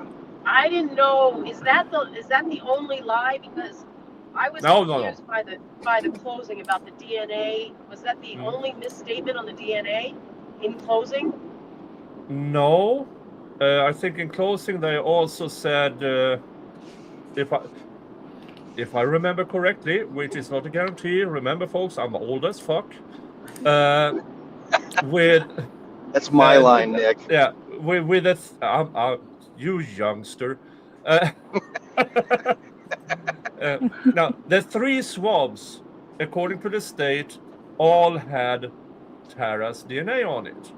I distinctly remember one of them did not have, at least not testified to, Tara's DNA on it. But you can say I'm wrong. Other people, I've seen that like by multiple people, but I kind of poo-pooed it because I'm thinking, well, it's impossible to take a swab from a person and it not have her DNA on it. From her mouth. From no her less. any part of her Yeah. body. Especially her mouth. I and her remember vagina, I suppose. Her one butt, of the yeah. swabs. I don't remember which one. I'm assuming it was probably 2J. The way that they were describing it, they say there were only 2 minor profiles detected. And Yeah. in the chat, people were like, because then they said the 2 minor profiles. At first, the one was unknown, and then they said it was a match to Faust once they had his DNA, and that the other was Melton. And so people in the chat reacted to that, thinking that meant that the swab only had their DNA on it, the 2. Because they heard 2 minor profiles, they heard 2 profiles, but Tara's would be the major profile. So by saying Okay. there's 2 minor Okay. profiles, that's not saying there's only 2 profiles total. Okay. All right, that makes more sense. Okay, But I thank could, you. that might not be what other people heard. I'm just Yeah, saying. and we I don't don't know what's in think the what's- transcript or what the test actually said, because we didn't read the. I don't think Cruz Test? would have missed that. Nah. That he would have missed that her DNA wasn't on the swab. No. Yeah, that's true. No. That's true. But let's have a quick round robin here with what is your major thing you remember, except Chris Milton. Let's make this difficult. Except Chris Milton and everything about him, what was the glaring thing about this? Mo, anything? Well, That I points think to innocence, or that points to what? I think you went Mo first. Yeah. Oh, I think that I was initially shocked with how little the state said in their opening statement, because I thought, here you have this cold case, you've made such a political thing about it. I thought that they were going to take us through kind of a narrative of how the investigation came up, how we figured things out, because we actually saw a really good example of that in the Paul Canero trial, where it was an older case. It was a real, intense investigation. So that's what I thought we would be hearing. We didn't have any leads for a while. Then we got a tip or something like that led us to it. But all we basically got was, we found this DNA and we caught him. And I was like, do what now? Yeah. So I was shocked that this, such an important case, seemed so ill prepared from the genesis of the trial. Katt? When did the fire even start? What time did the crimes actually Ugh. occur? Yeah, Yeah. that. Like, Yeah, because that's if I remember correctly. Correct me if I'm wrong. The test they did was for another case. They just used that test and applied it to this case. And for me, it's no. You have to recreate the actual things. This is not Blue Man Group from Karen Reed. I mean, you have to actually recreate the crime, or recreate the circumstances of the fire, if it's even remotely going to prove anything about the fire. Oh, And also, for some fucked up reason, the judge let it in. I know we said no Chris Melton, but is it normal, crime scene contamination, is it normal to take the prime suspect to ID the victim and then take things off the body to have him ID when a Polaroid doesn't work? It's so hard not to make a Nancy Grace joke right now. Nancy Grace loves breaking into crime scenes. Well, that's not me saying that. That's the Georgia Supreme Court saying that. she has to break in because Ursula can't be that far away from the sea without burgling something. It's the law of Davy Jones. What am I going to say? Yeah, just the issues with, I guess, the phone record. Doug kind of talked about, residual hearsay. And also just general with cold cases, kind of the lowering of the standard by use of, it was 25 years ago. It was 25 years ago, excusing, holes in the evidence, when if anything, it should be more strict if we're going to be doing something from 25 years ago. Yeah. That's not unique to this case, but it's something that certainly came up. And I need to go. I have a phone call in a little bit. Oh. Take A care, Jim. Friday afternoon phone call, everybody's favorite. Oh, yeah. Life of a lawyer. Yeah. Oh, Jimmy. It's a good one. It's a fun one, actually. It's an expungement. California has I'll do it 1 second thing. If you work as a firefighter, you get a expedited path to expungement. And so on my pro bono things is working with people who came out of the fire camps and are trying to get their records expunged. It's kind of an expedited process. It's a broad process. But yeah, working on that. It's kind of a new thing I've been working on. It's cool. Why? Yeah. It's like labor. It's like good show of productive contributions. Yeah. Okay. So if you because we have wildfires, so we'll have people out there. Okay. You get so a pretty large chunk of the labor putting out wildfires is going to be prison inmates, and you get usually 3-for-1 credit for the most part for time served, and you also get expedited expungement. Yeah. So it's We cool. barely have good behavior over here. Yeah. But then again, we don't have bad behavior either. It is 2/3 of the time out you go. Yeah. And Something to be said for that. yeah. We don't add on years if you escape prison, because it's human nature to escape prison. That makes sense to me. Now, of course, it pauses the time in prison. You don't escape and then run out the time. It pauses. So once you're caught, you're back and you have to remain there. But you don't get additional for escaping over I think here. you're at a wheel spin. All right. Okay. But before the wheel spin, well, you get 2 for 1. Bob and Ali. Hey, the twofer. You go first. Where's my math off? I think that I don't know how the state thought that the interview of the defendant, of Faust, was helpful. I think the jury thought it was damning. Yeah. So I don't get that. I don't get. it's scary. Yeah, I've actually seen, this is one of the most common things on X and in my comments. He denied knowing her. He said he lied about not knowing her. It doesn't cross people's mind that he might not remember 23 years later a random Touched encounter with a chick at the bar. It really doesn't enter their mind. Yeah, Nick, I mean, you're deep in Delphi like I am. I mean, it felt an awful lot like Rick Allen's interviews, didn't it? Yeah. In terms of like, there it was 5 years, not 20, 23, but, just the way that he's sitting there. But, Allen sensed it pretty quickly, like in that first interview with Mullins, he's like, I'm starting to get the vibe that, I'm your patsy here, and I'm not doing that shit. Yeah. But it was, with that thing with Edrick, it certainly felt like, because it's like, how do you argue a negative? You know what I mean? Like, how do you do that? It was the same thing. Or in the second interview with Allen, where Holman keeps coming at him about that round. It's like, I have no idea how to tell you that round. What I can tell you is it's not from me dropping it when I'm killing the 2 girls. That's all I can tell you. How it got there, or if it's my round, I have no idea, bro. You know, and it's like, I mean, how do you argue that?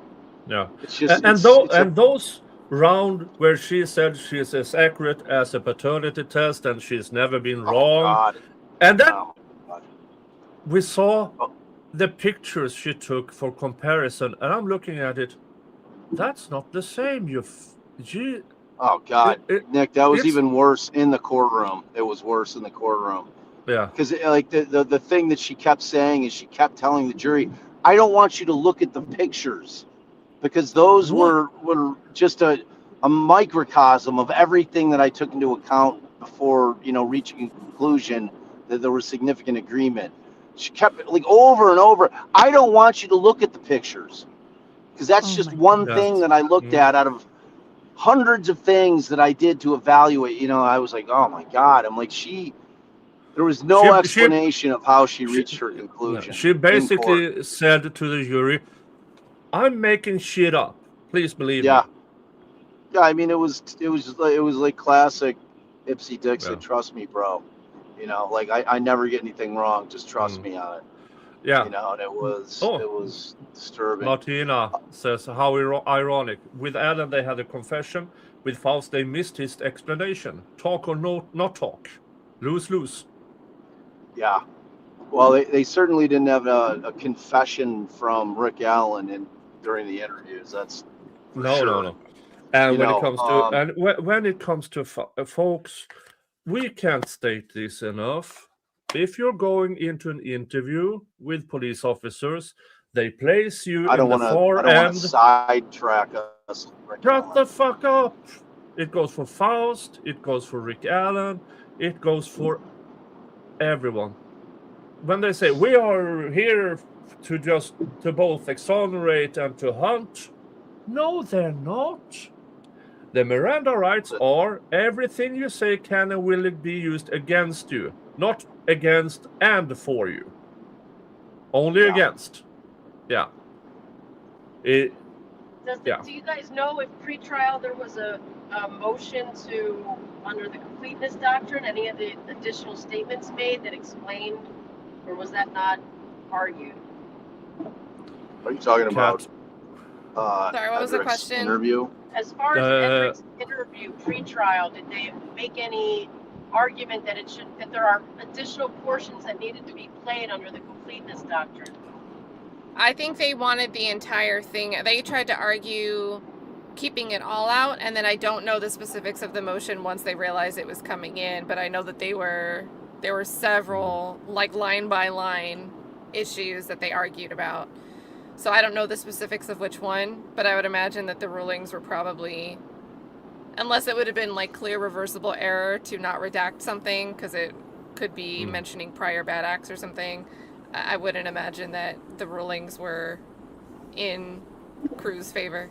So yeah, I think my thing is in the round robin. It's too. I mean, I echo what Katt says. My thing with the timeline of the case. Yeah. This assumption that this thing happened in the morning, and I'm talking about the homicide itself. Yeah. Without them proving that at all, there was no proof as to when she was killed. And then this assumption that she's killed right before the fire is started is ridiculous to me. There was no evidence of that, and. I mean, it fits in with Chris Melton's alibi, which was convenient for them in this trial. It's unfortunate that, but yeah, so I echo Katt on that. But the thing that really bugged the hell out of me is kind of like the legal fiction of them coming back with the guilties on everything else, where there was no evidence. Yeah. Presented as to any of those other crimes. None. They couldn't put him in the house. Yeah. That's what I couldn't put him in the house. Yeah. But the logic there is putting the cart before the horse. If we found him guilty because we believe he actually killed her, then he was there. Then he must have done the other things. It's a legal fiction, man. That's not how that's supposed to work, But it's like they're sitting back there as the jurors thinking, well, even though they didn't prove this, I mean, if we're saying that he killed her, then he must be guilty of it. Yeah. So, I mean, they didn't follow the law because they have to prove each and every element of each and every charge, and they just didn't. I think it's a great example of why directed verdicts exist in general. Like, it's supposed to weigh the law so the jury doesn't get into that situation. Yeah, Right. and the channel lawyer explains it. What's his name? I don't remember his name. JD explains. Yeah. Lawyer explains. Yeah. He said, and he is annoyingly neutral. Annoyingly neutral. And he said, most of those directed verdicts should have been approved. Yes. Hmm. Yes, they Now, should have. yeah.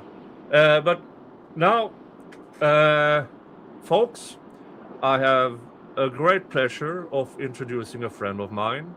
I wish we met under different circumstances, but he is probably the one person who can talk about what's going on with the Faust family right now. Folks, my dear friend, Solomon Anderson. Solomon Anderson, for those who don't know, can you please introduce yourself and explain why I introduced you this way? Well, hello, all my new friends and some of my old. Mo, it's been a little bit. Howdy. So Nick has actually done a lot of work helping my family after my brother was wrongfully convicted of first-degree intentional homicide. It was a bodiless homicide a couple years ago now.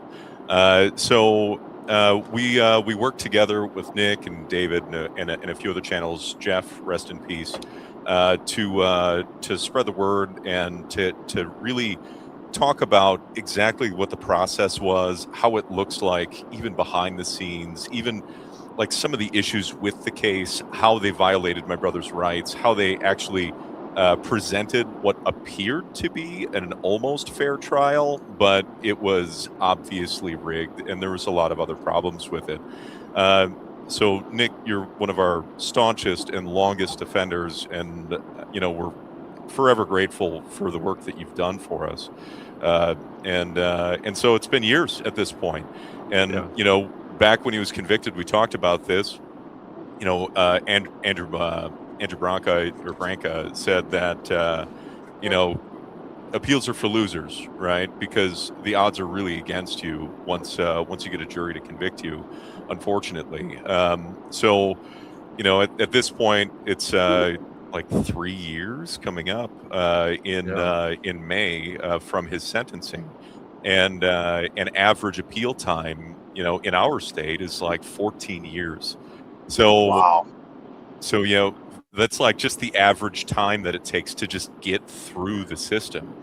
And we're 3 years in, and he just filed his post-conviction relief, which is the appeal to the trial court to say, hey, you guys messed this up.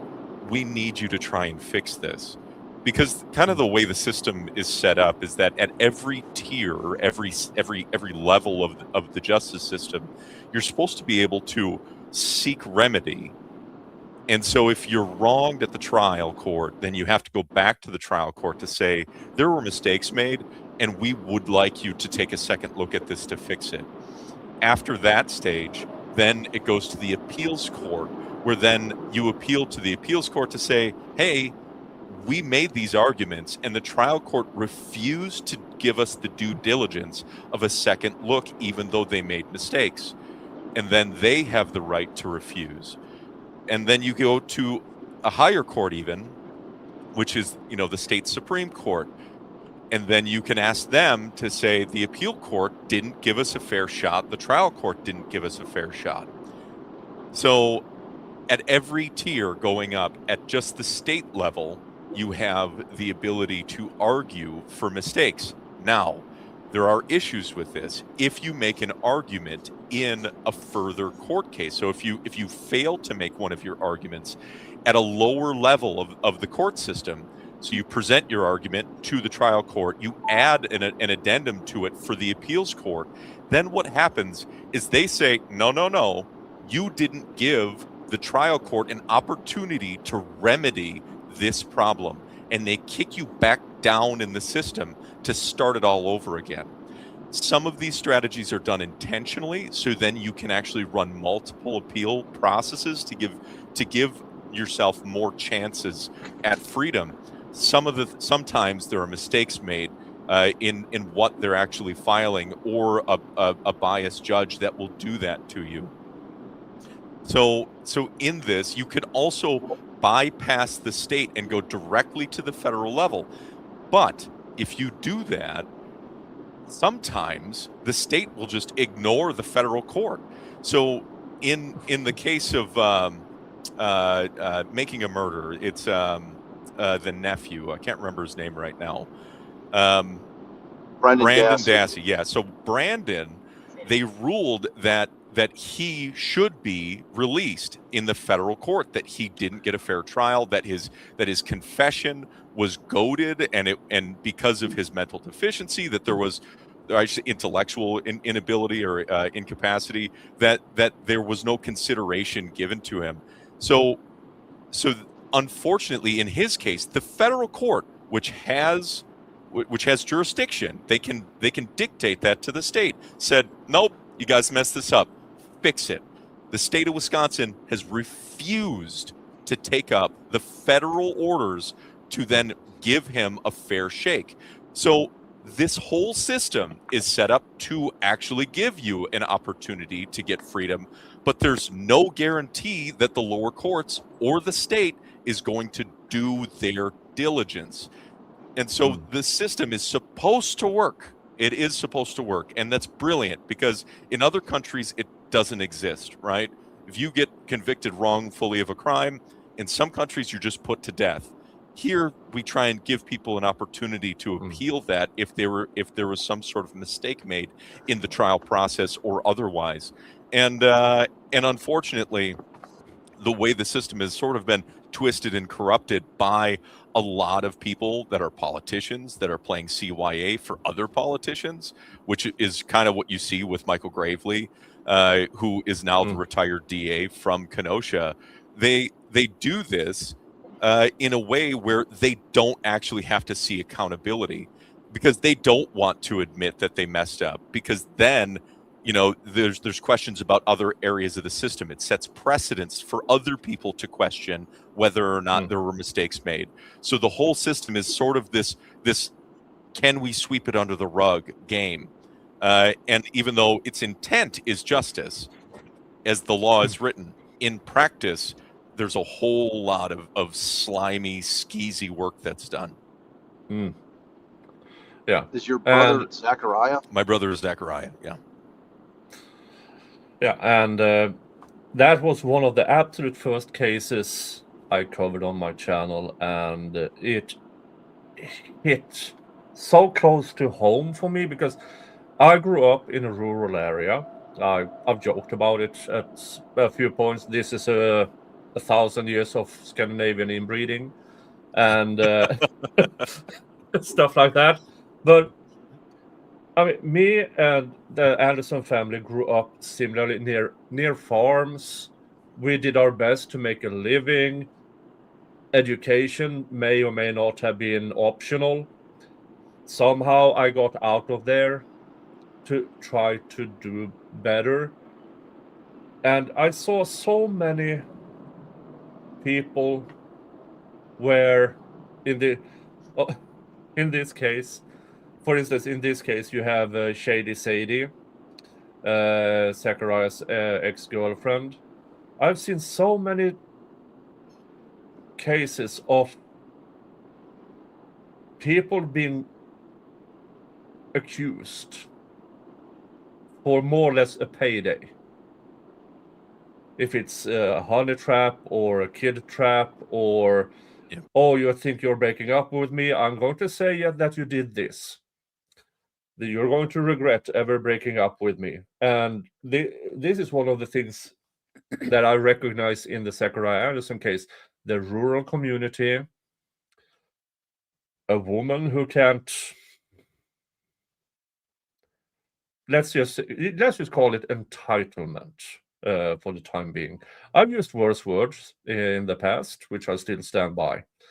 And so, yeah, I recognize a lot of what, not to this extent, of course, of people setting other people up for failure, as Sadie did with Zachariah. And I'm not sure that Sadie actually thought this would be the end result, but once it got this end result, she was just looking for a payday. I mean, realistically, it appears that she was trying to recruit Rosalio to get into my brother's bank accounts. She was working with a friend of hers to try and figure out how to take his money and extort him. There was a whole bunch of things that were happening, that we saw like evidence of, and unfortunately, in the situation, they had 3 children together. So in her eyes, she felt like she was going to get this money, or that she deserved more from him, or whatever it was. But that's sort of a tertiary, piece of the entire puzzle. The reality is that, from what I saw, the police planted evidence on my brother's computer. I can't prove who did it. I can't prove the file source, but there's no corroborating, web searches. There are photographs that they presented to the jury that didn't exist on my brother's computer in any search history whatsoever. Like, there's all kinds of shady things that happened that it just doesn't make sense, guys. I mean, I can't tell you exactly which file. I'm not going to do that, but I also can't tell you who did it. There's no proof that I can present, but it's very clear to me that they coordinated to try and do this, to pin it on him. And they couldn't even prove that he was at the crime scene. And the person that they did have at the crime scene, they interviewed flippantly, and then they never actually investigated this person, even though this person was presenting or preparing evidence before the guy was even announced missing. Yeah. So you tell me who looks guilty in this situation. My brother was trying to set up to fight a custody battle. So she was accusing him of stalking because he was recording information about the stuff that she was doing, which was not good mothering, right? It was not good parenting. And so in these really nasty custody fights, these things get really ugly. Yeah. And for those of you not from the United States, particularly for men, it's not good. So you're trying to build yourself an argument to bring to court to say, hey, no, I really deserve my time as a father. And so, do I blame him for doing that? No, absolutely not. Did he do everything perfectly? No, of course not. Yeah. But he wasn't a stalker. He wasn't a crazed maniac. He still cared about her, sure. But she also told him that she loved him. And so there's this narrative that they presented to the jury that she was afraid. Meanwhile, the guy that disappeared was messing around with a bunch of people, including a married woman. There was a bunch of things that were happening. So you have alternate people that were involved that also had motives to make him disappear. Yeah, and these are the similarities and some differences between this case and the Zachariah Anderson case. With the differences, this was close in time, and despite all the evidence speaking against Zach, that some of it never was admitted. Same as this case with Edrick Faust. Some of the obvious things that should have been admitted wasn't. And in the Zachariah Anderson case, you have the obvious other suspects, but due to Wisconsin's rules, were not allowed to present it. Yeah, In the Edrick Faust case, the Denny motion. And in the Edrick Faust case, you had one, possibly more people who were eligible for third-party culprit, but the judge forced the defense to focus on Mr. Chris, who I say to. Once I heard the stories, that was her ex-boyfriend, not her current boyfriend. And so you have the obvious third-party culprit. In the Edrick Faust case, the investigators helped Cress Melton to form his new story because they found out he was lying. But then again, in the Zachariah Anderson case, the prosecution helped the possible third-party culprits by calling them heroes. Just bolstering. It Hey, is y'all, before you guys, I got to run. Yeah. Plus, we're in the dark at this point anyway. So, hey, thank you, everybody in chat.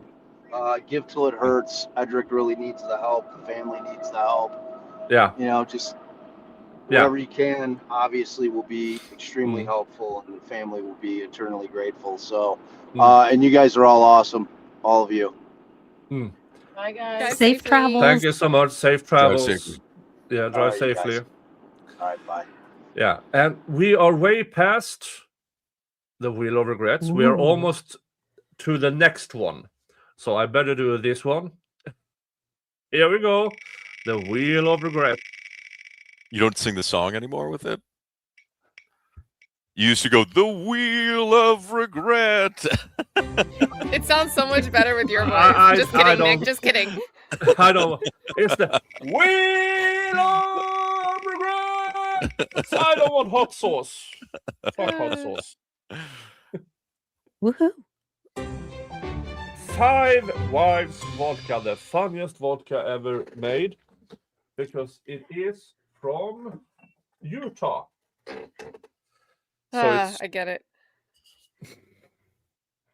Yeah, but you would think of people that aren't allowed to drink wouldn't be making vodka. I don't think this is made by Mormons. Right. It'd be like if the Amish made radios. So, thank you. Maybe they're And Mennonite. Cheers. George, Cheers. I saw a BOGO in the Publix flyer this week for a wine called Chloe, and all I could think of was, well, that's great. You could rehome one for a friend. Wow, you guys are dropping a lot of brand names around here. Are they paying you for these advertisements? They I should. They wish. should. 5 Wives Vodka. If you ever are in search of somebody to sponsor, I'm available. Actually, I'm not, because it's illegal in Sweden to make commercials for hard liquor. Oh man. Dang. Yeah. Oh, that stinks. Yeah. Now, but I brought you on, Solomon, to more talk just the appeals process. I don't know if the family of Edrick is watching. I do know that they do. Some of them do follow social media. Yeah. And so hopefully, if you're in the chat, you don't have to announce yourself. Lurk, listen, learn. And because, I mean, Solomon here is an excellent source of information regarding what to expect, even if it's different states and somewhat different circumstances. Solomon has, for the past almost 3 years, been where you are right now in the beginning of. And that is being a family member of a wrongfully convicted. It's a hard and long road, without a doubt. But you're right. Yeah, I mean, even if they're not here, if they catch it on, in a later airing, it's you just have to make sure that you organize your information. I don't know that your discovery is going to be as big as what my brother's it was. He had thousands of documents to go through. They downloaded his phone. They downloaded like other people's phones. There are multiple people, including Rosalia's phone.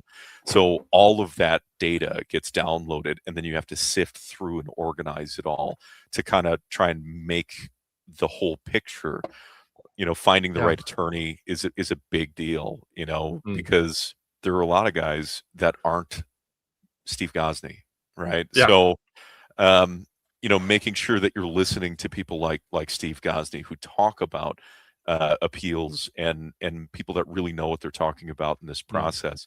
Andrea Burkhart, that people that really specialize in this area of law are good resources. So it's hard to get their attention sometimes, and sometimes it takes just emailing them. Steve actually responded to me via email before I ever met him on a stream.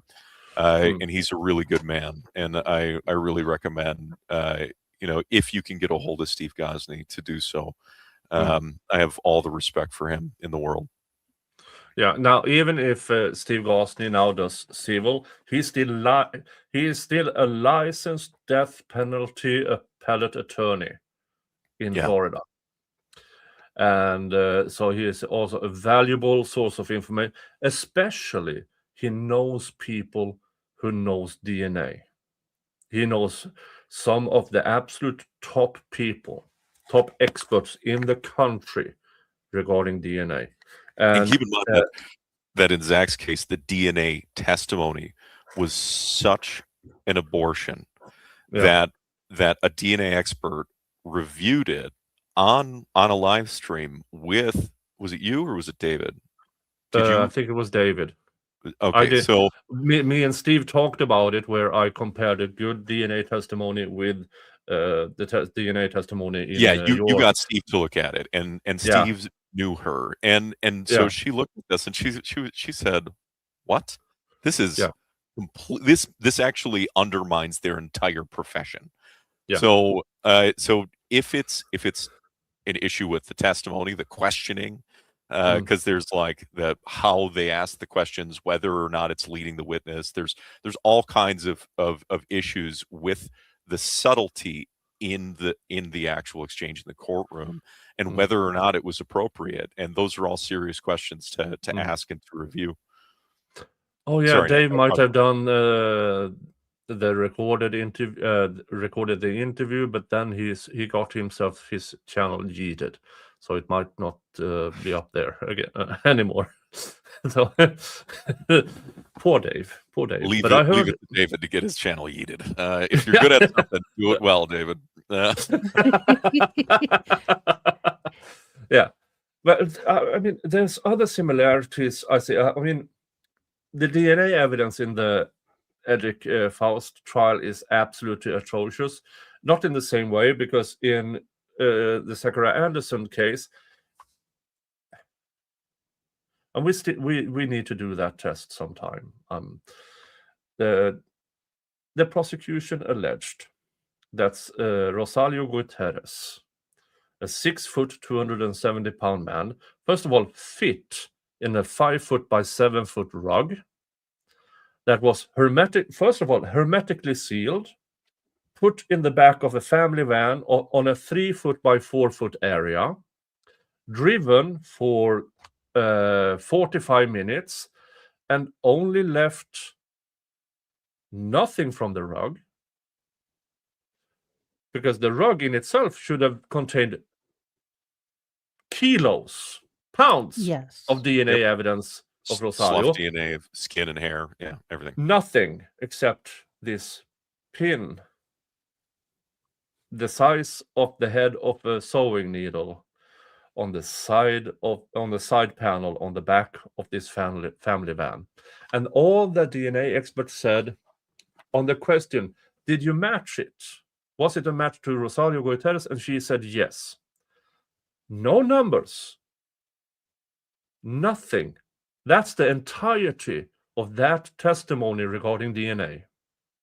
Not even It- whether it was a No numbers. partial profile, partial match. Well, it because was those a are different partial things. profile, because they only had, since Rosalio's body was gone, they had a large amount of blood. The only thing they could test it against was his female family, because his father He had a son too. but- disappeared without a trace just a few years earlier. So then it's only a partial match, which is Yeah. different than a partial profile. Partial Well, profile means if you take my DNA, you only have some of my alleles. It's not a full Yeah. chain. So they didn't even say what percentage of match. They just said that it was a match and that they thought it looked like blood. And so it was the size of the head of a pin, so they couldn't test it to see whether or not it was blood. They did other tests on the van looking for blood, like luminol and phenolphthalein. All of those tests, all those presumptive tests, were negative. So there was no blood in the van. There was a pin-sized speck of a rust-colored substance on the rear pillar, right by the rear lift gate of the minivan. But there was the same colored substance splashed elsewhere in the van that all tested negative for blood. Yeah. So what they did was they took a swab of that one tiny speck and they said, that must be it. Yeah. And folks, I'm first going to show you a comparison picture. This is what it when you spray with luminol, this is what it usually looks like when it matches with human remains. This is Zach's van. That's actually the picture from Yeah. the discovery of the luminol test in the back of the van with Yeah. the black light showing. So luminol, for those of you that don't know, is a substance that will like fluoresce. So it'll light up when it interacts with hemoglobin. Hemoglobin's blood, right? It's the compound in your blood. Yeah. So when it binds with it, it then does that. If there's no blood, it doesn't light up. That is no blood in the van. No, zero blood in the van whatsoever. And what you see up here is the mirror. That's the rearview mirror. Yeah. Yeah. So this is here is what you normally see if a body filled with DNA is somewhere. This is what you see. And this is from Zach's van. It looks like a sky. Yeah. Like, it's like Yeah. And this is one of the things that and here is just to make, if you are close enough in time, you can actually check for things. These are, in the Zachariah Anderson case, these are the roadside cameras. In order for Zach to get to Rosalio's apartment and back, and then I believe it's a 14-minute gap where he allegedly committed the crime. 11. He had to have passed all of these cameras. He was caught on how many, Solomon? 0. He was no doorbell cams, no freeway cams, no like stoplight cameras, no surveillance footage from any school, no cameras, 0 cameras spotted any vehicle that my brother owned on the night that this alleged, or at any time during this time in question, where they could say that he even drove to Kenosha. So not only do they not have, their evidence was that there was lack of evidence. That's what they presented. Yeah. That's how bad this was. Yeah. Which brings us back to the edit. Now, this is between the alleged crime and Zachariah's arrest, 4 days, 3 days. Alleged crime was on Sunday night. He was arrested the following, was it? I want to say it was Thursday. It was Tuesday. Yeah, Tuesday that day that they took him. And now in the Edrick Faust case, 20. Now from the crime to his arrest, 23 years. Well, and I think we have an additional. There's a problem, kind of like the bolstering. Oh, we're going to refer to witnesses in Zachariah's trial as being heroes.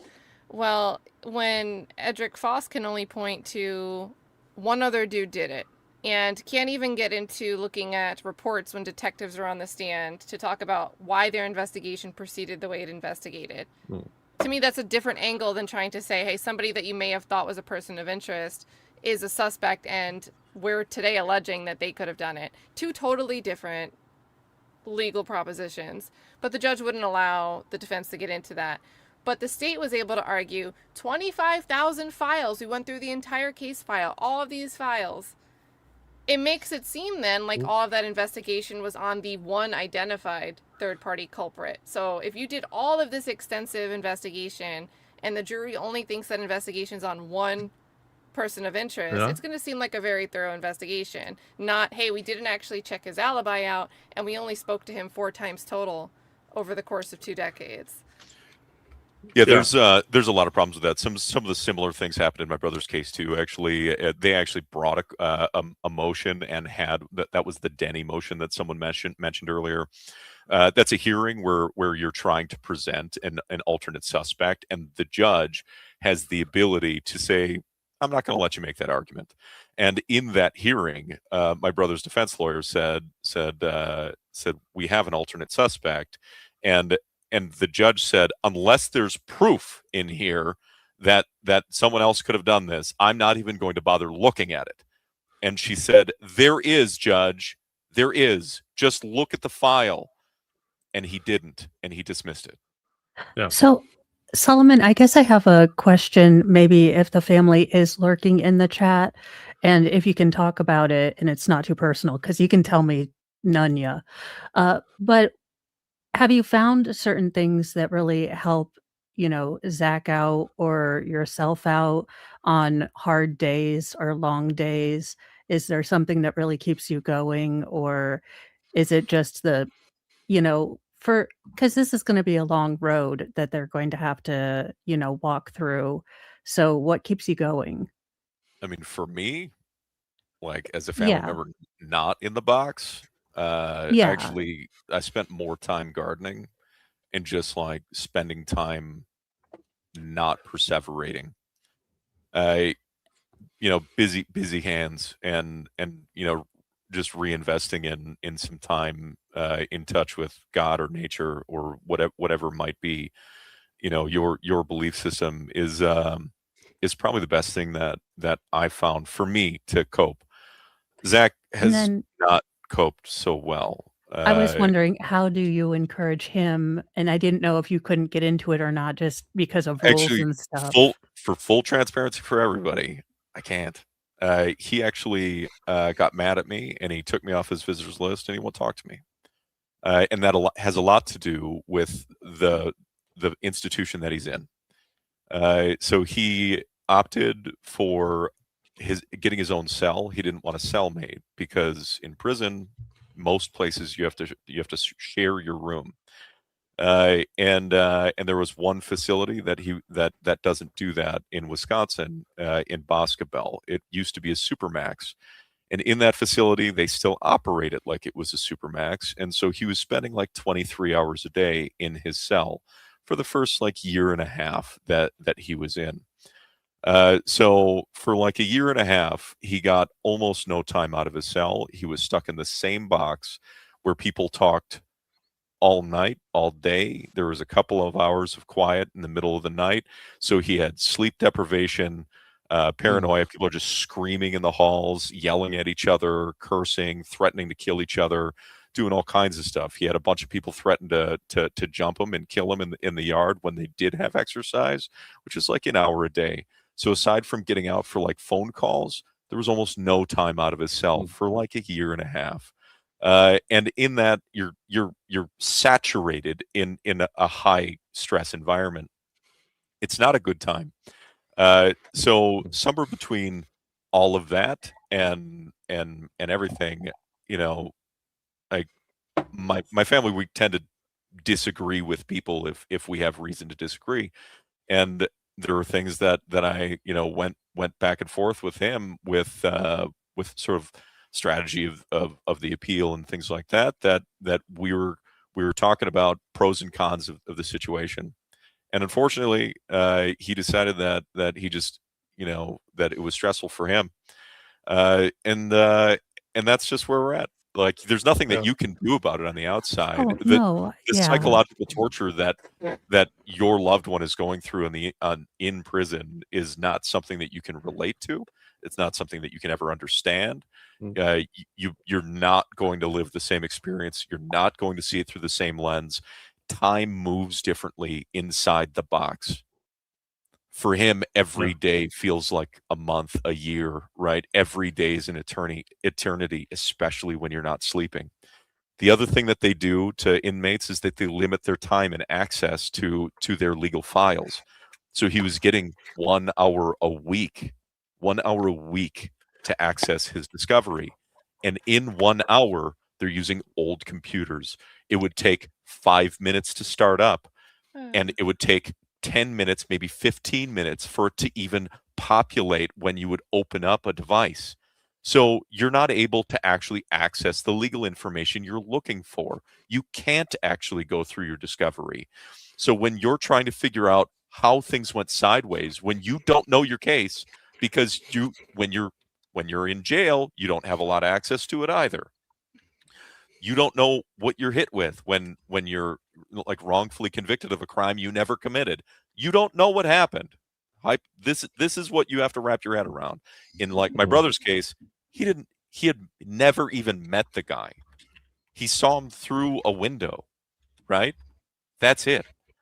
That's how crazy this is. So he's blindsided. He has to actually understand what the case is to even try and figure out what's happening, but he doesn't even have access to do it. So when you're like stuck in this situation, you're legitimately just tortured every single day. My brother also suffers from a bad back, so he's in pain all the time, chronic pain. So chronic pain, insomnia, and everything else. It's just a recipe for being at odds with the world. And unfortunately, absolutely. he was his frustrations. I was a top tier target for that. I love my brother, and I want to fight for his freedom there, and I'll never stop fighting for it. But yeah, that's kind of where it's at. That there's almost nothing you can do to support the person when they're inside the box. You can try and visit, that helps.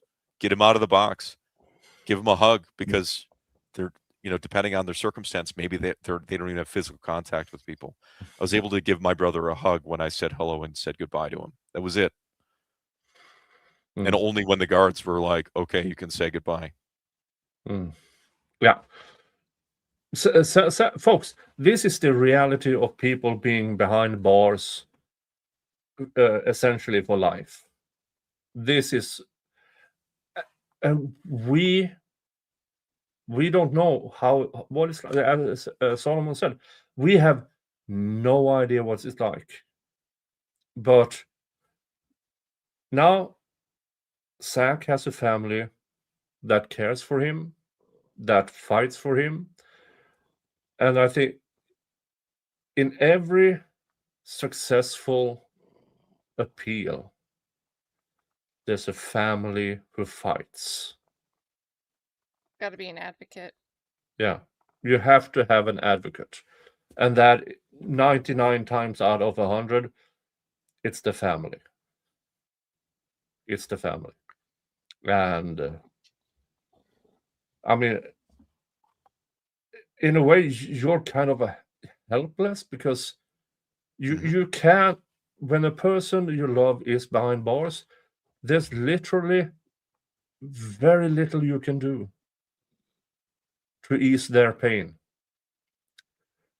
except again and again say, I'm going to be here whether you want it or not.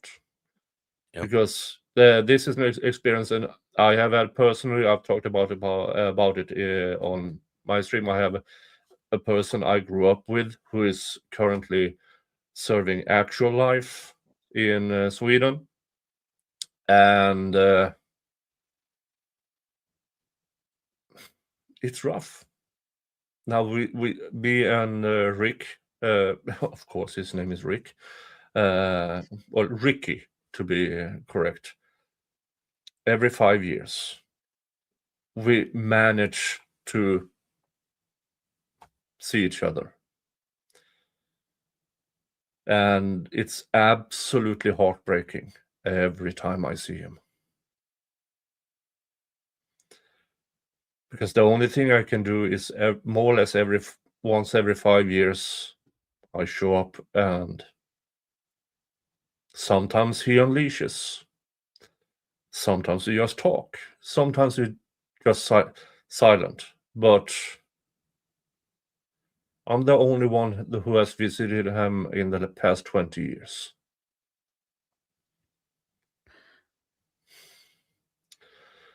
So yeah, family, for the love of fuck.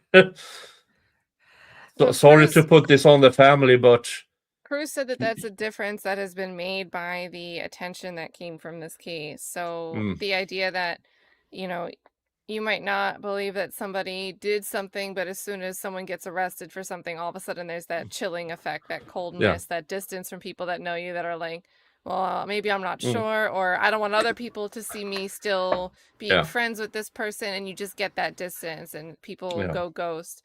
And from what Cruz has said, that it's brought like brightness back to Cruz. Yeah. The tablets that they have to get the smart mail while they're in custody, he's getting messages from people again on that. So Oh, that's like good. those, Yeah. those little things make a huge difference. Yeah. Um, Because what we can do is provide support for the families Yeah, and who I guess who can try to provide support for the person incarcerated. yeah, Solomon, do you have any advice on how to navigate like there is a lot of interest in, LawTube or YouTube or whatever we want to call it.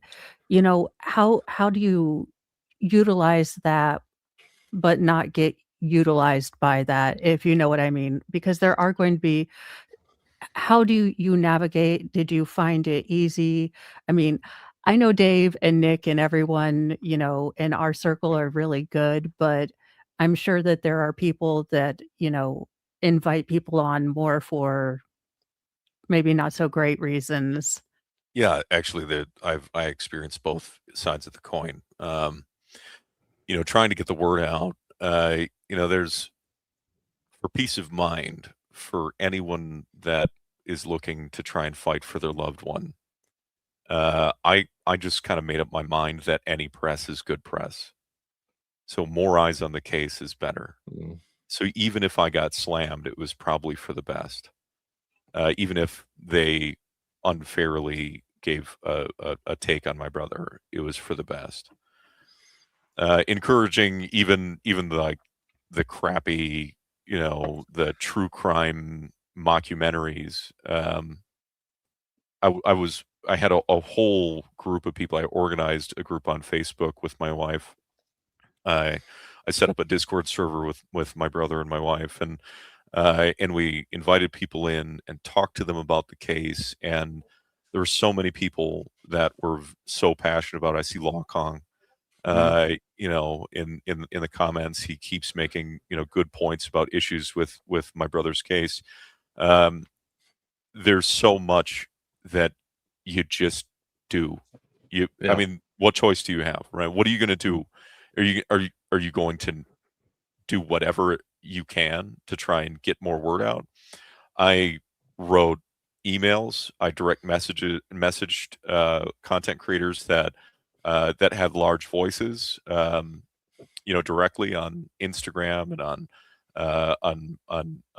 YouTube and even on Twitter. So I was all over the place, or X. I was all over the place, just relentlessly reaching out to people to see if I could get just a second of their attention.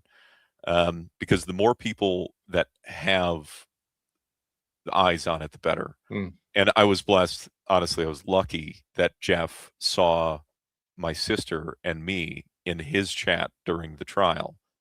Jeff.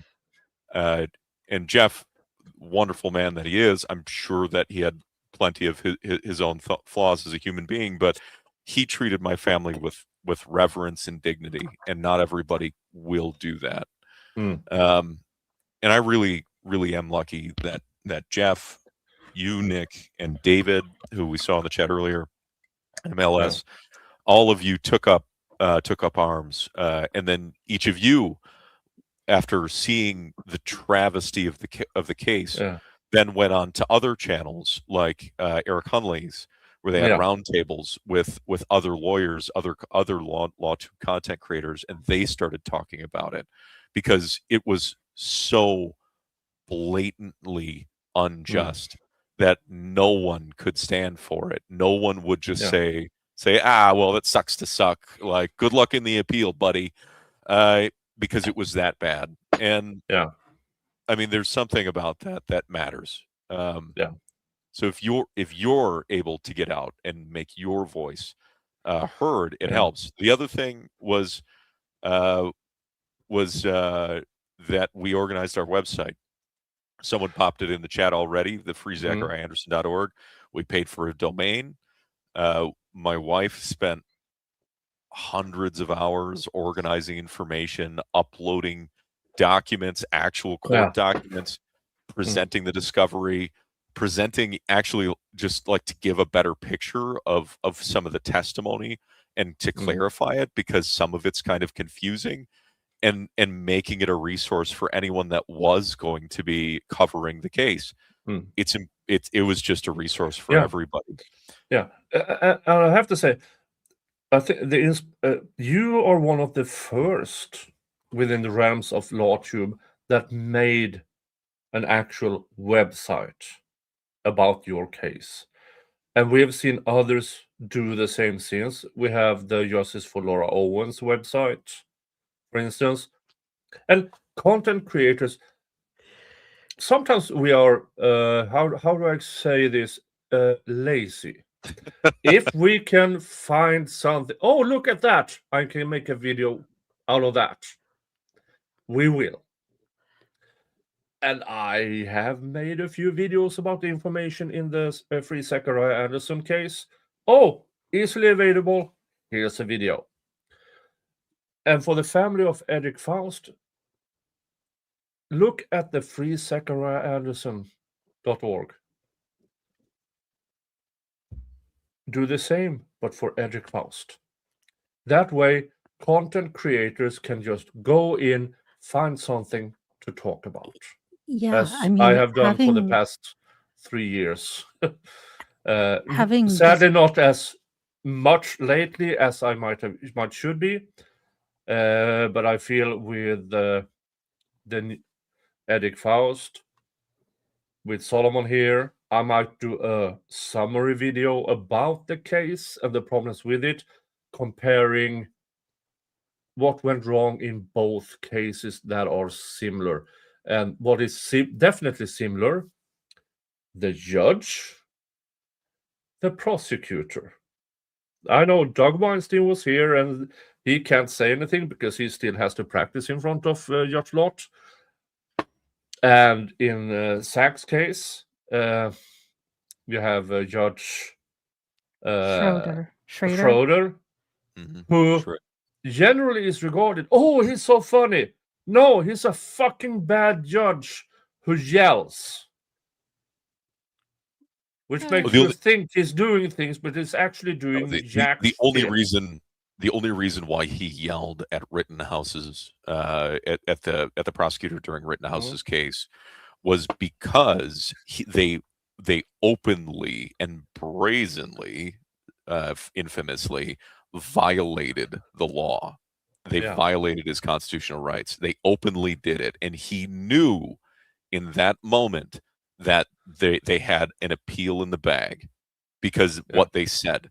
And when they did that, then he couldn't help them win anymore. Yeah. That's why there are so many eyes on that too, so it's not like it can go away. Oh, you don't get brazen with me, which has been a meme ever since. Yeah. But no, folks, he did nothing for Rittenhouse. But he just raised his voice. He actually didn't offer a remedy in the courtroom for that violation. Very similar to similarly in how he handled my brother's case.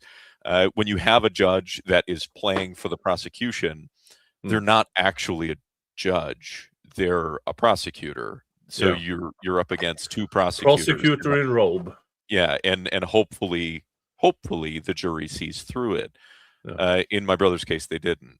So same with the Edrick Faust case. The jury. I gotta get going, Nick. Oh. But I did want to say over $2,000 since the start of this stream. Over 2,000. Yeah, we are actually at the next spin on the wheel. We are at exactly $2,000 raised during this 2.5-hour stream. It's like $700 an hour.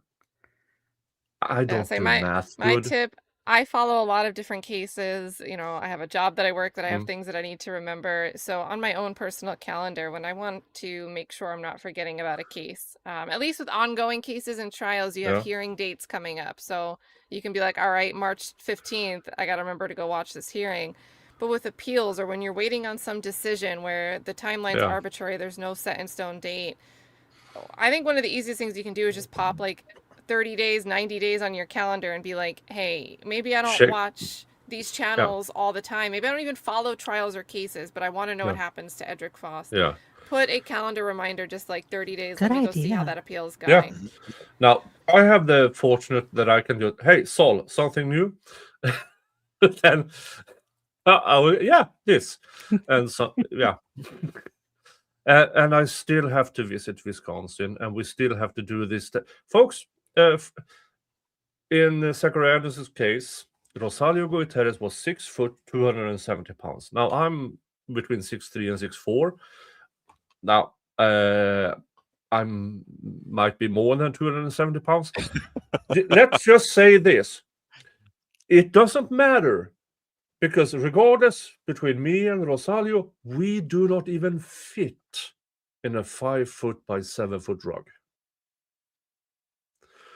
But we still need to do that test sometime. That was the biggest that we could assume the rug was, by the way. Yeah. That was using. That's the biggest absolute limit of that Yeah. rug. 5 foot by 7 foot. Yeah. It was somewhere between 4 by 6, 5 by 7. Folks, I did one of these Ask Grok thing. Hey, if my circumference is this, because my circumference in the belly area is larger than, let's just say it's large, you don't get 5 foot. No, and 60 inches. And then you still Isn't have that- in the Zacharias case, you still have to fold the motherfucker into a 3 foot by 4 foot area. It's physically impossible.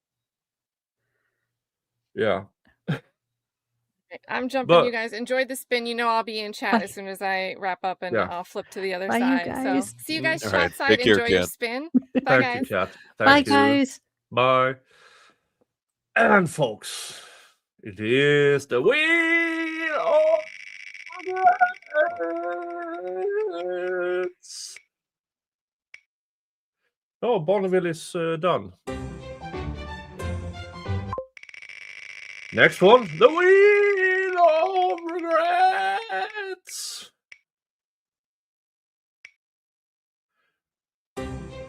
Temple of Mo went away also. Bye Mo. Bye Mo. Temple of the Moonjin. I'm getting low on my bottles over here. Oh, I guess it's two of us now. yeah, it's the two of us. Now, cheers. Now, you said that there was a filing in the Zacharias Yeah. case. Yeah, so they filed the PCM, or the post-conviction motion. That is the appeal, the direct appeal to the trial court, and the hearing was kicked out. So we're waiting on that because it's such a large case that the judge needs to familiarize themselves with it. Now it was actually reassigned to a different judge, because the judge that it was originally assigned to, when reviewing the case, realized that there was a conflict of interest. And unfortunately, in my brother's case, a lot of the judges in Kenosha were involved with the case, including the chief justice in that district. So you have a lot of problems actually with getting an unbiased judge, or a judge that doesn't have some sort of conflict of interest to review. So they kicked it out, and this is again just part of the legal struggle. Like you might not have the ability to get a fair judge, so maybe they have to kick it to a different county. Things like this happen, and so it's like the whole system just makes you sit and wait. What should have been done at the very start? No, everybody in Kenosha is conflicted. Yeah. Well, especially it? after they pulled those gymnastics to keep my brother in jail, they violated his habeas corpus. Yeah. So they violated his rights, to keep him in jail even before the trial happened. So, there's so many problems with their procedures, the decisions that they made, and that's multiple judges in Kenosha that did Yeah. that. Huge problems. Yeah.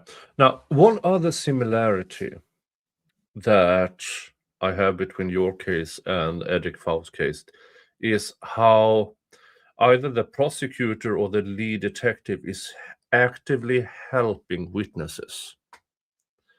Now, in your case, it was both with your niece and Yep. Rosalio's date, how they helped her change her story.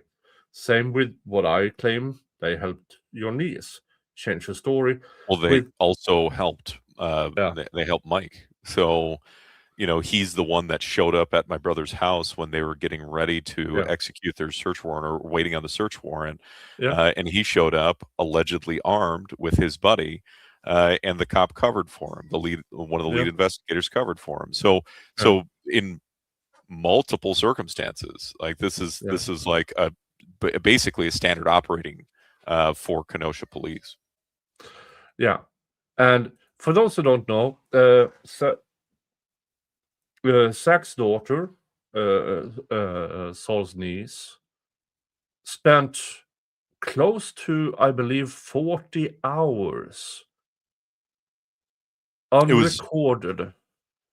That was because it was multiple interviews. It depends on which prep. Seven, So six to they did, seven interviews. yeah. So they did multiple interviews, and I don't think it quite met 40 hours. That was what I was told, but I believe that it was actually an exaggeration. So Yeah, afterwards, that was secondhand from me, yeah. and I apologize for putting that out No, there. no worries, no worries. But But her story my changed understanding, in between every meeting. yeah, exactly. She spent hours and hours with the prosecution, working her story over. Even Yeah, if you listen to the post conviction interview of Michael Gravely, he even said, "Well, we're glad that we got her story out, even if it didn't match with her testimony." yeah, So, like, uh, what she actually told them in police interviews didn't match or coincide at yeah, almost at all with what they actually yeah, what she presented closest to the time. And unfortunately, one piece that everybody forgets is that children have highly impressionable memories. yeah, And so when you have police showing up and doing multiple interviews and like feeding evidence to a child, it plants weird stuff in a kid's head. mm. Oh, thank you so much. Let's check here. Uh, Dun, dun, but dun. anyway, so Mm. in Edrick, is that his Edrick name? Faust, yeah. Yeah, in Faust's case, they also had police doing the same stuff. Oh, yeah. Hold on. I'm just going to read here, and then anonymous giver, thank you for $20, and another 20 and 25. Sarah Lynch, thank you so much for $50. Claw and crime. Anonymous giver, Nick's Fundraiser donation, thank you so much. Tracy Murphy, $25, thank you so much. St. Nick Starrow channel, Edric, stay strong. You have an army behind you, praying for you daily. Sof from Nick Starrow's Fundraiser, thank you. Carrie Sherry, Sir Rock, anonymous giver. Oh, we already went there. Yeah, I'm going to show you one thing.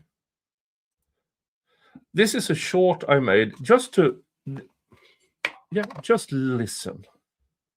But then you told Chris, you didn't kill her, but you were the last person there before she got killed. Do you remember making that statement? No, I do remember making that statement, but that was in the context of me giving him that narrative of the last, or giving him an out with that narrative. What? Yeah.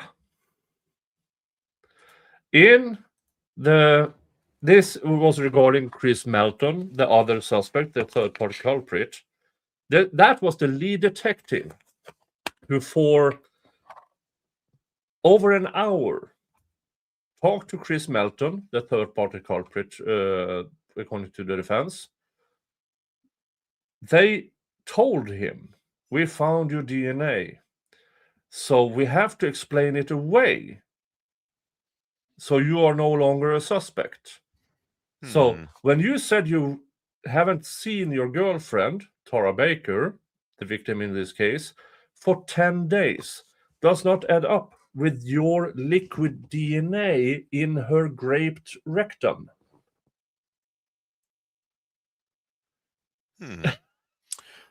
So they helped him formulate a new narrative in order to remove him as a suspect so they could charge. I mean, this is how evil confirmation bias is, right? So the police make up their mind on who they want to arrest, who they think did the crime, and then they go real hard at whoever it is. And so effective prosecution, this is like a curse of policing, right? Is that because if you include evidence of other people potentially doing the crime in the discovery for a case, it actually supports a narrative where somebody else could have committed the crime. So what poor police work does is that they identify a suspect that they think did a crime, and then they formulate their opinions all based on that bias. And that's kind of what that sounds like, is that they had their heads so far up their asses that they really desperately wanted to make the narrative that they built in their head about this case work. So this is their opinion leading the investigation, not the evidence leading to opinion. Does that make sense? Yeah, that makes sense. And it's actually like a major flag of just incompetent detectives. It happened in my brother's case. It obviously happened here. In so many cases, this is just bad police work, bad training, bad like problem solving, pattern recognition, all of the issues here. And I mean, just that statement is damning. I would lean real heavily on that statement because you could drive that one home pretty easily in even an appellate argument. I would have to look at or know your state's laws a little bit more and intimately understand exactly how that could have prejudiced the jury. But that might be a case for a mistrial, but it might not too. So it's not good. It's definitely not good. And her testimony bolstered because Chris Melton, the third-party culprit, the state called him as a state witness. That her statement in her bolstered him, because if the lead detective says that guy's innocent, that's like I mean, that's first it's bolstering. Second, people kind of the general population trust the police to do their job. So when she says he's not a suspect, despite his DNA being in the graped area, despite him changing his story, despite his alibi being, this is my work body, heck, he can tell you where I was, and his work body says, yeah, we were there at that time, and there at that time, and there at that time. And it turns out, no, that's a high school friend. Friends since high school. That's weird. And the third-party culprit, Chris Melton, didn't show any pay stubs. Doesn't have a 1099. Doesn't have a license to show that he actually worked as a plumber or was licensed as a plumber. Nothing but the word of him and his high school friend that he had an alibi. And the cops never checked the alibi. Just like in your case with Mike being seen with a rug in his car, transported to an out-of-state dump, and they never checked it. Yeah. Eh, I mean, so also like weird behavior by him where he showed up at the crime scene Yeah. when the police were there just processing it. It's Yeah. a very, very strange Yeah. thing to do, Yeah. to just like show up at a crime scene. Yeah. I mean, And it's a red Chris flag for Melton, investigators. and Chris Melton claims he got a call from the victim's friends. Hey, Tara's dead. So what does he do? He drives to the police precinct, if I remember correctly, who takes him to the crime scene, where he's asked to identify the victim. Yeah, that's that was exactly my reaction to. I mean, I don't know what this is Georgia I saw in the chat. Georgia, yeah. I don't know exactly what their procedures are there. I mean, Yeah. let's face it, like somebody said, we expect that the police are doing a good job, but the police are like any profession. There are wildly incompetent police officers. So just understand that like some of this stuff is bad police work, and that is terrible, right? It's bad for all of us when police don't have adequate training or they're completely incompetent and they've been given promotions just for their tenure over whether or not they're actually good at their job. So these things happen in corporate structures too, and in government especially. But this is a huge headache. Somebody had talked about like the detective being in the courtroom. Sequestration laws might vary depending on state, unless it was something that they are specifically testifying to personally, like something that there's like a weird conflict of interest. Then they might be asked to leave the courtroom. For instance, in my brother's case, the DA made himself a witness. Yeah. So, which is like, it's wild that this happened, but he made himself a witness, and instead of the judge throwing him off the case, he just had him step out for the exchange, which involved him being a witness. And that's a bit of a problem. There are problems with that, but it depends on the specificity of the circumstance. And I'm not a lawyer, just for the record. I didn't go to law school, never studied it. The only studying of the law that I've done is talking to all of the wonderful lawyers that I have had the privilege of speaking with, both in representation for my brother and reading documents, reading actual law, and brushing up on stuff just independently. So I had an idea of what was going on, and I can be way off base about certain things because there's a bunch of different interpretations of law.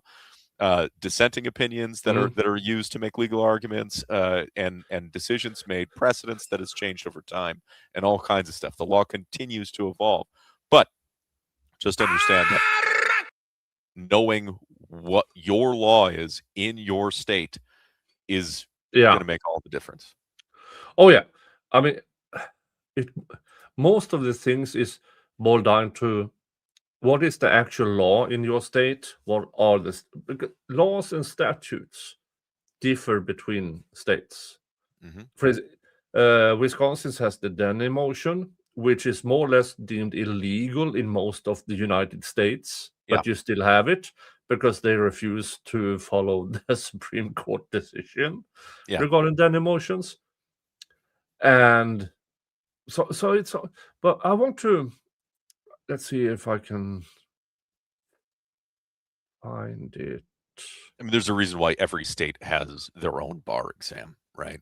Like it's because the state laws can vary widely, and sometimes even in federal courts, like different districts can make rulings, and they can kind of pick and choose whether or not they're going to agree with an opinion in a parallel, like the same level of federal court.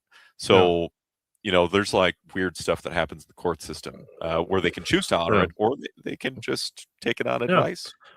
Even a Supreme Court decision in the United States, the state itself has to acknowledge it. And and maybe you have to have standing to bring it against the state. yeah, That's another problem. So there's all kinds of nuance there. I mean, supremacy still exists, the law of supremacy of the courts, but you have to have standing to bring it back against a state that's refusing to just follow it by volition and force them to do it. It's and that's assuming that they're not corrupt. And yeah, in this case, the 2001 investigation, horrible. And then you have the things that now your case was closer in time. I'll give you an example. I don't remember which witness it was who testified. Yeah, we collected these hairs and yada yada yada, and the prosecution then handed over. Yeah, this is the envelopes that we submit as evidence, and it was accepted as evidence. And then the defense said, "Okay, can you please open those envelopes up?" And the prosecution, "No, we object. That this is not necessary." And when the witness opened the envelopes of what was supposed to contain hair samples, they were empty. Now, this has a natural explanation. When they removed the hair, they had from the initial gathering of evidence, they took the hair from the envelope, put it on these glass slides to do this fake science comparison. But then they didn't put the slide and the envelope in a new evidence bag. No, so they sealed up the original evidence bag, which had no evidence in it whatsoever. I mean, it was so stupid. It was yeah. In the Edrick Faust case, the similarities is, yeah, it was DNA. Oh, and you're going, I almost said you're going to love this, but there's no love in this. The third party culprit, his liquid DNA was found in the graped rectum. Yeah. But not Edrick Faust's. He was still convicted of graping her in the back door. And the state and its witness explained that with, well, it was originally in the vagina, but it drizzled and entered the rectum. And still, Mr. Faust's DNA is not in the rectum. Yeah, that's my reaction as well.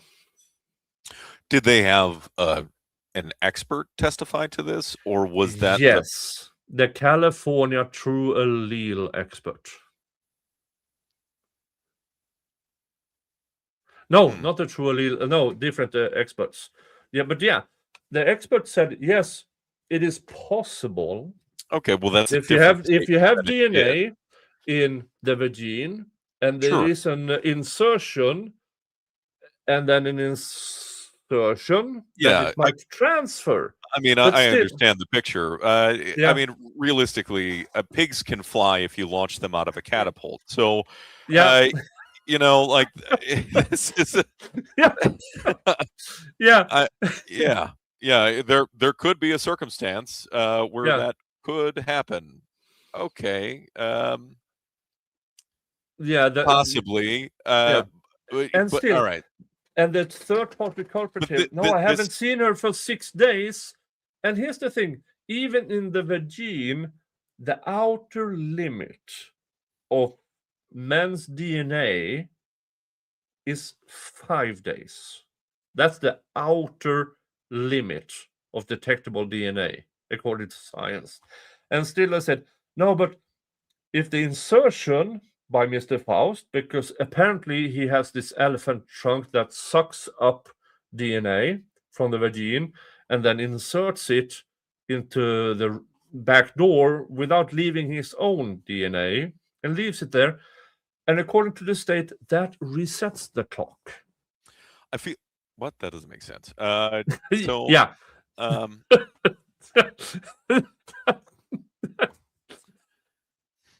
I mean, Yeah. you could possibly make a condom argument that Yeah. that he was wearing a full body suit and therefore could not deposit his own DNA on the victim, and somehow his elephant trunk scooped up DNA specimen from front and then transplanted it in another location. Yeah. But I mean, the problem is how to prevent any DNA from being left behind. So when they swabbed, why wouldn't they get more than one male? Yeah. Even the surrounding tissue. So you're Yeah. assuming that there was some sort of act performed, and in this circumstance, you would have to reason how skin cells wouldn't be left behind and all sorts of other things. So if you're looking for other evidence, they would have also swabbed the surrounding tissue on the exterior, right? Yeah. Where hypothetically there might be hair and skin cells left behind. A lot of that stuff doesn't make a lot of sense just in what I know about how DNA gets transferred. This is I mean, it's a Yeah. very poor case. You could say, sure, in some magical, like I said, if you launch a pig from a catapult, yeah, it can fly. Look, it's flying through the air right there. I caught it Yeah. on camera. Yeah. Look at that. But the we're talking about probabilities. Yeah. DNA science isn't absolute. It is absolutely a probability, because what they're doing is they're running tests, and to a certain degree of of of of Medical match, certainty or of some sort of scientific certainty is not a thing. There's no such thing as scientific certainty. They're Yeah. just saying that reasonably, I can say that this is how many profiles you would have to run for it to not be this person, right? Yeah. So you can say to a degree of certainty, which is not scientific certainty, but when they say like this, they're a match of this ratio 1 in 2 million or whatever, that means that like the alleles that they're finding, they're only going to repeat every 2 million people. So Yeah. when they're running this, they're like pretty certain that this is the guy. That is Yeah. scientific certainty. That's what scientific certainty is I think that likely it's this person based Yeah. on their DNA profile. That's why those ratios matter. That's why those numbers matter. There's no such thing as scientific certainty. And saying that my imagination, I can imagine that Marxism can work. That doesn't mean that.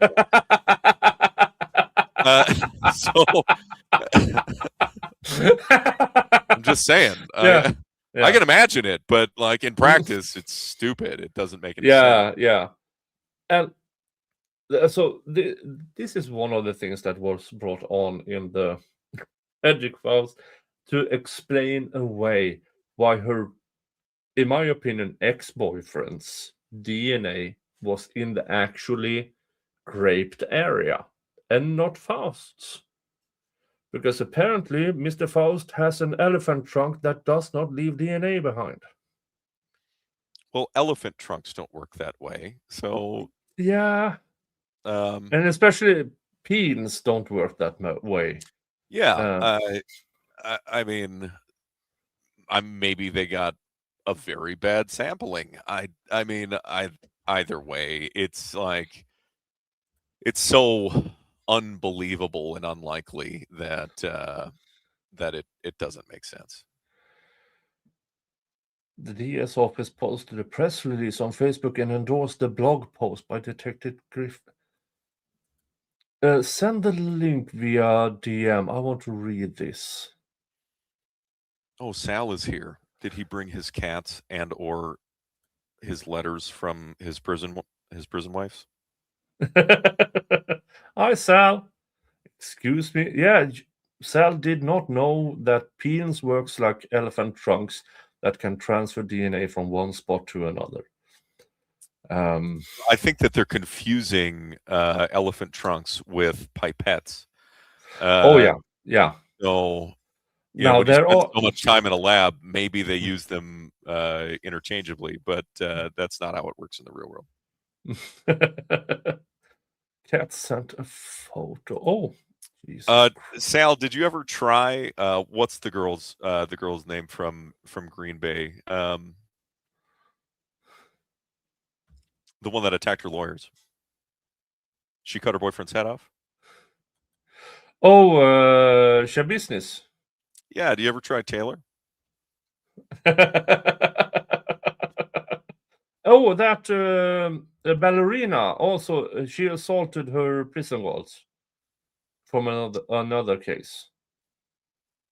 Yeah, really seems like Salvador's type. Yeah. All right, let's see here. What is the press release regarding this case? A jury of Athens County residents returned a guilty verdict on February 17th, holding Edrick Faust accountable for blah blah blah. The jury found guilty of this and this and this. For more than 2 decades, Tara Baker's case remained unsolved, but she was never forgotten. Through continued investigating efforts, collaboration of law enforcement on local, state, and federal level, advancement in DNA analysis. Oh, by the way, that this true allele they used in this case is the first time it's been admitted in any case in the entire country, because true allele is a trade secret. They do not reveal how they come to their results. Yeah, that is a problem. So I actually looked into True Allele because of Zach's case. Yeah. And I looked at a lot of the stuff that they were presenting. And so it appears that they're using an algorithm. And I'm not sure if it's AI exactly to try and break apart the values in the DNA spectrums. And so kind of what they're presenting is that say there's a baseball cap found on a crime scene. If that baseball cap was worn by multiple people, you're going to have 6 different people, on a DNA on it. So you share your hat, somebody borrows your hat for some reason, whatever. And what they say is that there's a certain amount of DNA evidence on an item where there's too much noise, which is why they, for the most part, don't swab door handles for DNA. Yeah. There's too much noise to really determine any sort of certainty on any information that they could glean from those items. Trulio claims that they can do like a 6-person match, which is wild. Now, I mean, to some degrees of certainty, they have been able to work with Trulio to narrow down or identify suspects on cases like cold cases like this, where they've been able to run stuff that has been in storage for this DNA evidence, and they've been able to pull out different profiles to verify evidence that is already on the record. And because DNA evidence is circumstantial evidence, just like everything else, it should be verified with other evidence in the discovery. Yeah. It cannot be just determined. And this is part of the problem with television dramas, is that we've trained a whole group of jurors, a whole society of people, that DNA evidence is like this magical unicorn that is like some absolute test. It's not. It is a piece to consider. And this is a problem with how DNA is presented in the courts. So when Trulio runs this, they're allegedly, and I don't know because I don't know their algorithm or exactly how it works, but they're able to pull apart and differentiate to a higher degree of specificity different patterns and allele profiles to differentiate between people. Now, again, it's supposed to be a bigger picture thing, and this is what DNA expert Tiffany Roy testified to for us in how absurd it is that they're that they're just making up this narrative about DNA, that it is important that all evidence is considered. Yeah. And when it comes to true allele, it's just a probability of a match.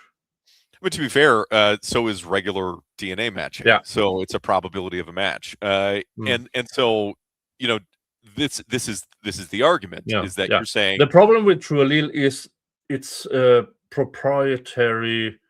You cannot challenge the method because it's a trade secret. Right. So you really don't know what they're doing. How is it? How can you mount a defense against it if it's proprietary? Because you have to be able to repeat the process independently, and this is part of a problem. Part of the problem with something like this is the defense has the right to test things, right? In a court case, if you're not able to test independently with your own experts and verify the information that they're presenting, then you don't actually have a counter argument to it, which is why it's not been used in court.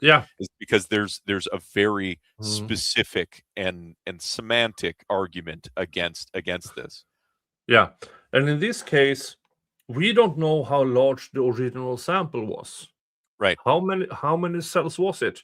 Because what they do is that they grow it, and we don't know how they grow it, with what they grow. I mean, there's a chemical compound and all of the things, but it's way. What are they putting it in stem cells to get it to like literally putting it in stem cells to see if they can get it to replicate into? No, it's just replicating the actual cell until they get enough material to sort of match. But how are they replicating that? This is the problem. Is that not all cells just automatically replicate themselves? Yeah. So what do you mean they're just replicating the cells? Like in blood, you would have to take the DNA out of the hemoglobin cell, out of the red blood cell, and somehow get that to replicate. But red blood cells are created in bone marrow, so it doesn't exactly work like that. So, like, what exactly is their process to replicate it? And nobody knows because it's proprietary information. Let's see, what more do they say here? Nick, my wife just flagged me down. Jen just popped down. She said, "Hey, it's dinner time." So give my love to Jen.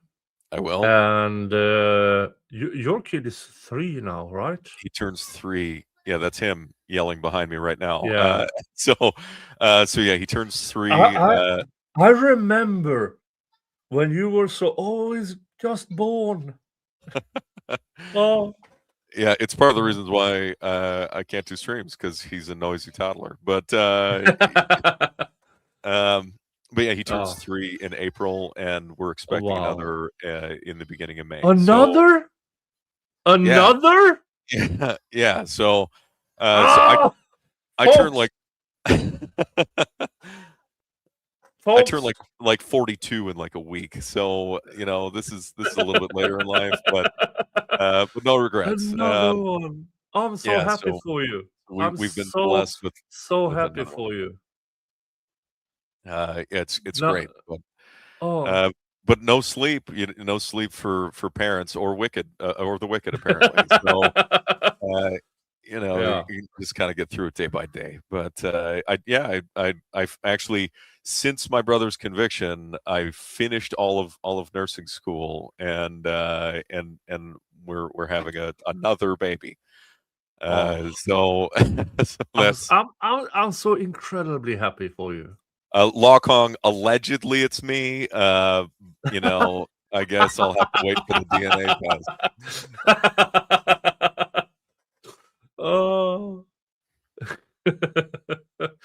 I'm so happy for you. Thank you, Nick. Thank you. Time goes fast, but especially when you're old as fuck as me, it only gets faster. Yeah, it does. It does. But thank you for showing up. Thank you for now. If the family of Mr. Faust happen to see this and say, "We need to know more," is it okay for me to relay your contact information? Yep. They can also reach out to me on X. I think I'm probably most often on X as far as the social media platform. You can try Facebook, like sending me a message on Facebook. You can join the. We still have a Free Zechariah Anderson Facebook page, but they shut down the group chats. Facebook Messenger just eliminated the big group chats, so that doesn't work at all anymore.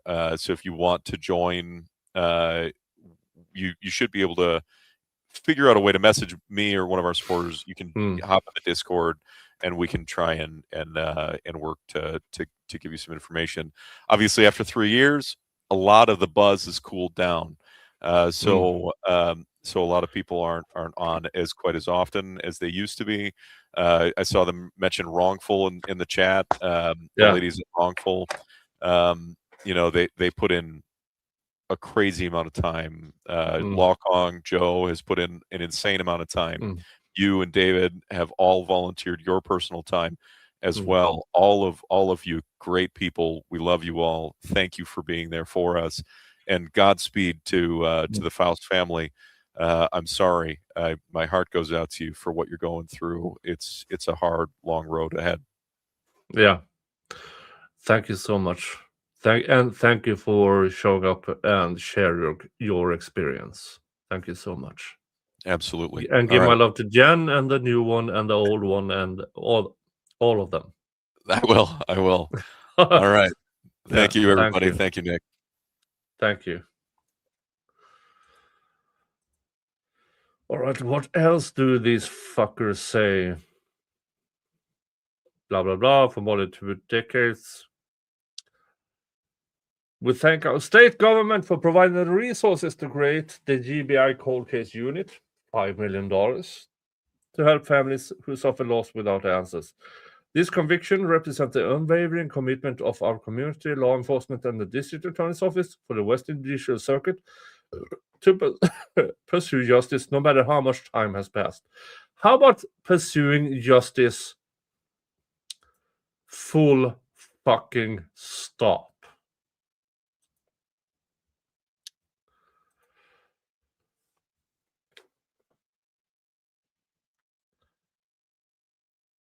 We recognize and thank all of the law enforcement, blah, blah, blah. Yeah, it's bullshit. It is. Hey, we won! Yay us!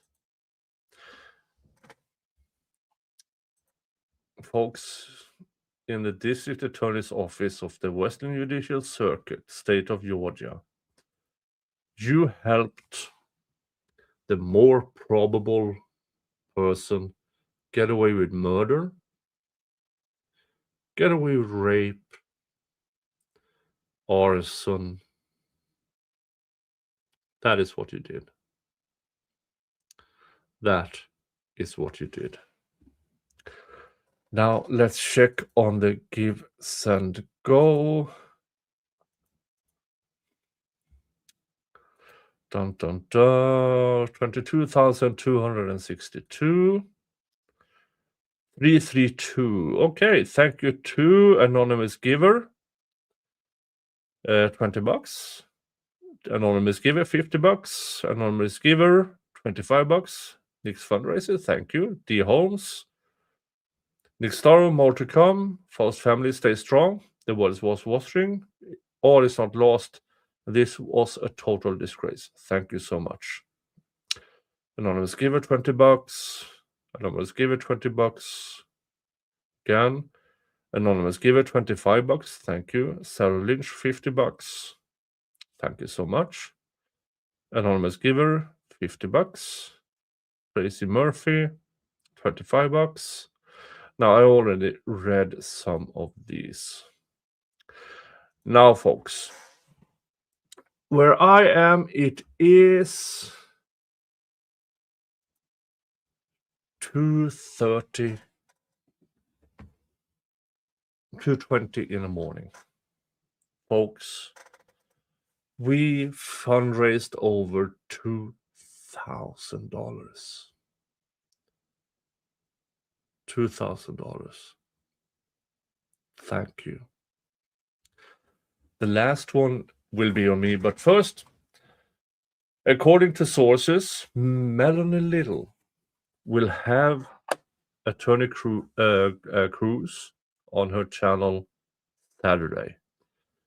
Get on it and keep gifting. Now, if you want to hear more about the Zachariah Anderson case, I will make a short, like a 10-minute recap of that this weekend. So you get more, okay, what's that about? And how does it compare to the Edrick Faust case? But from me, Mr. Jingles, all the guests, thank you. Without you, this would not be possible. But, where is it? There it is. For the last time of tonight, on me. The Wheel of Regret.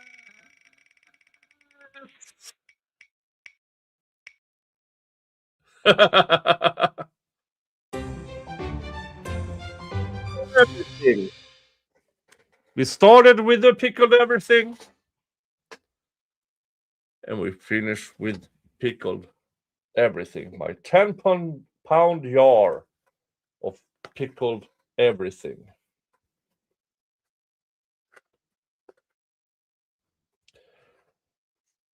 Do I have recaps of Zach's case from Katt to Katt mom? I will within this weekend. I will have a recap of that one. Let's first cucumber and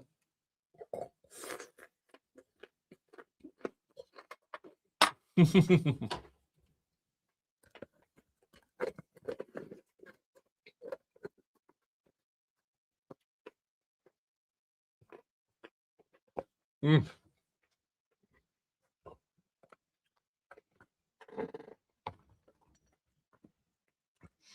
will add some red onions to that one and other stuff.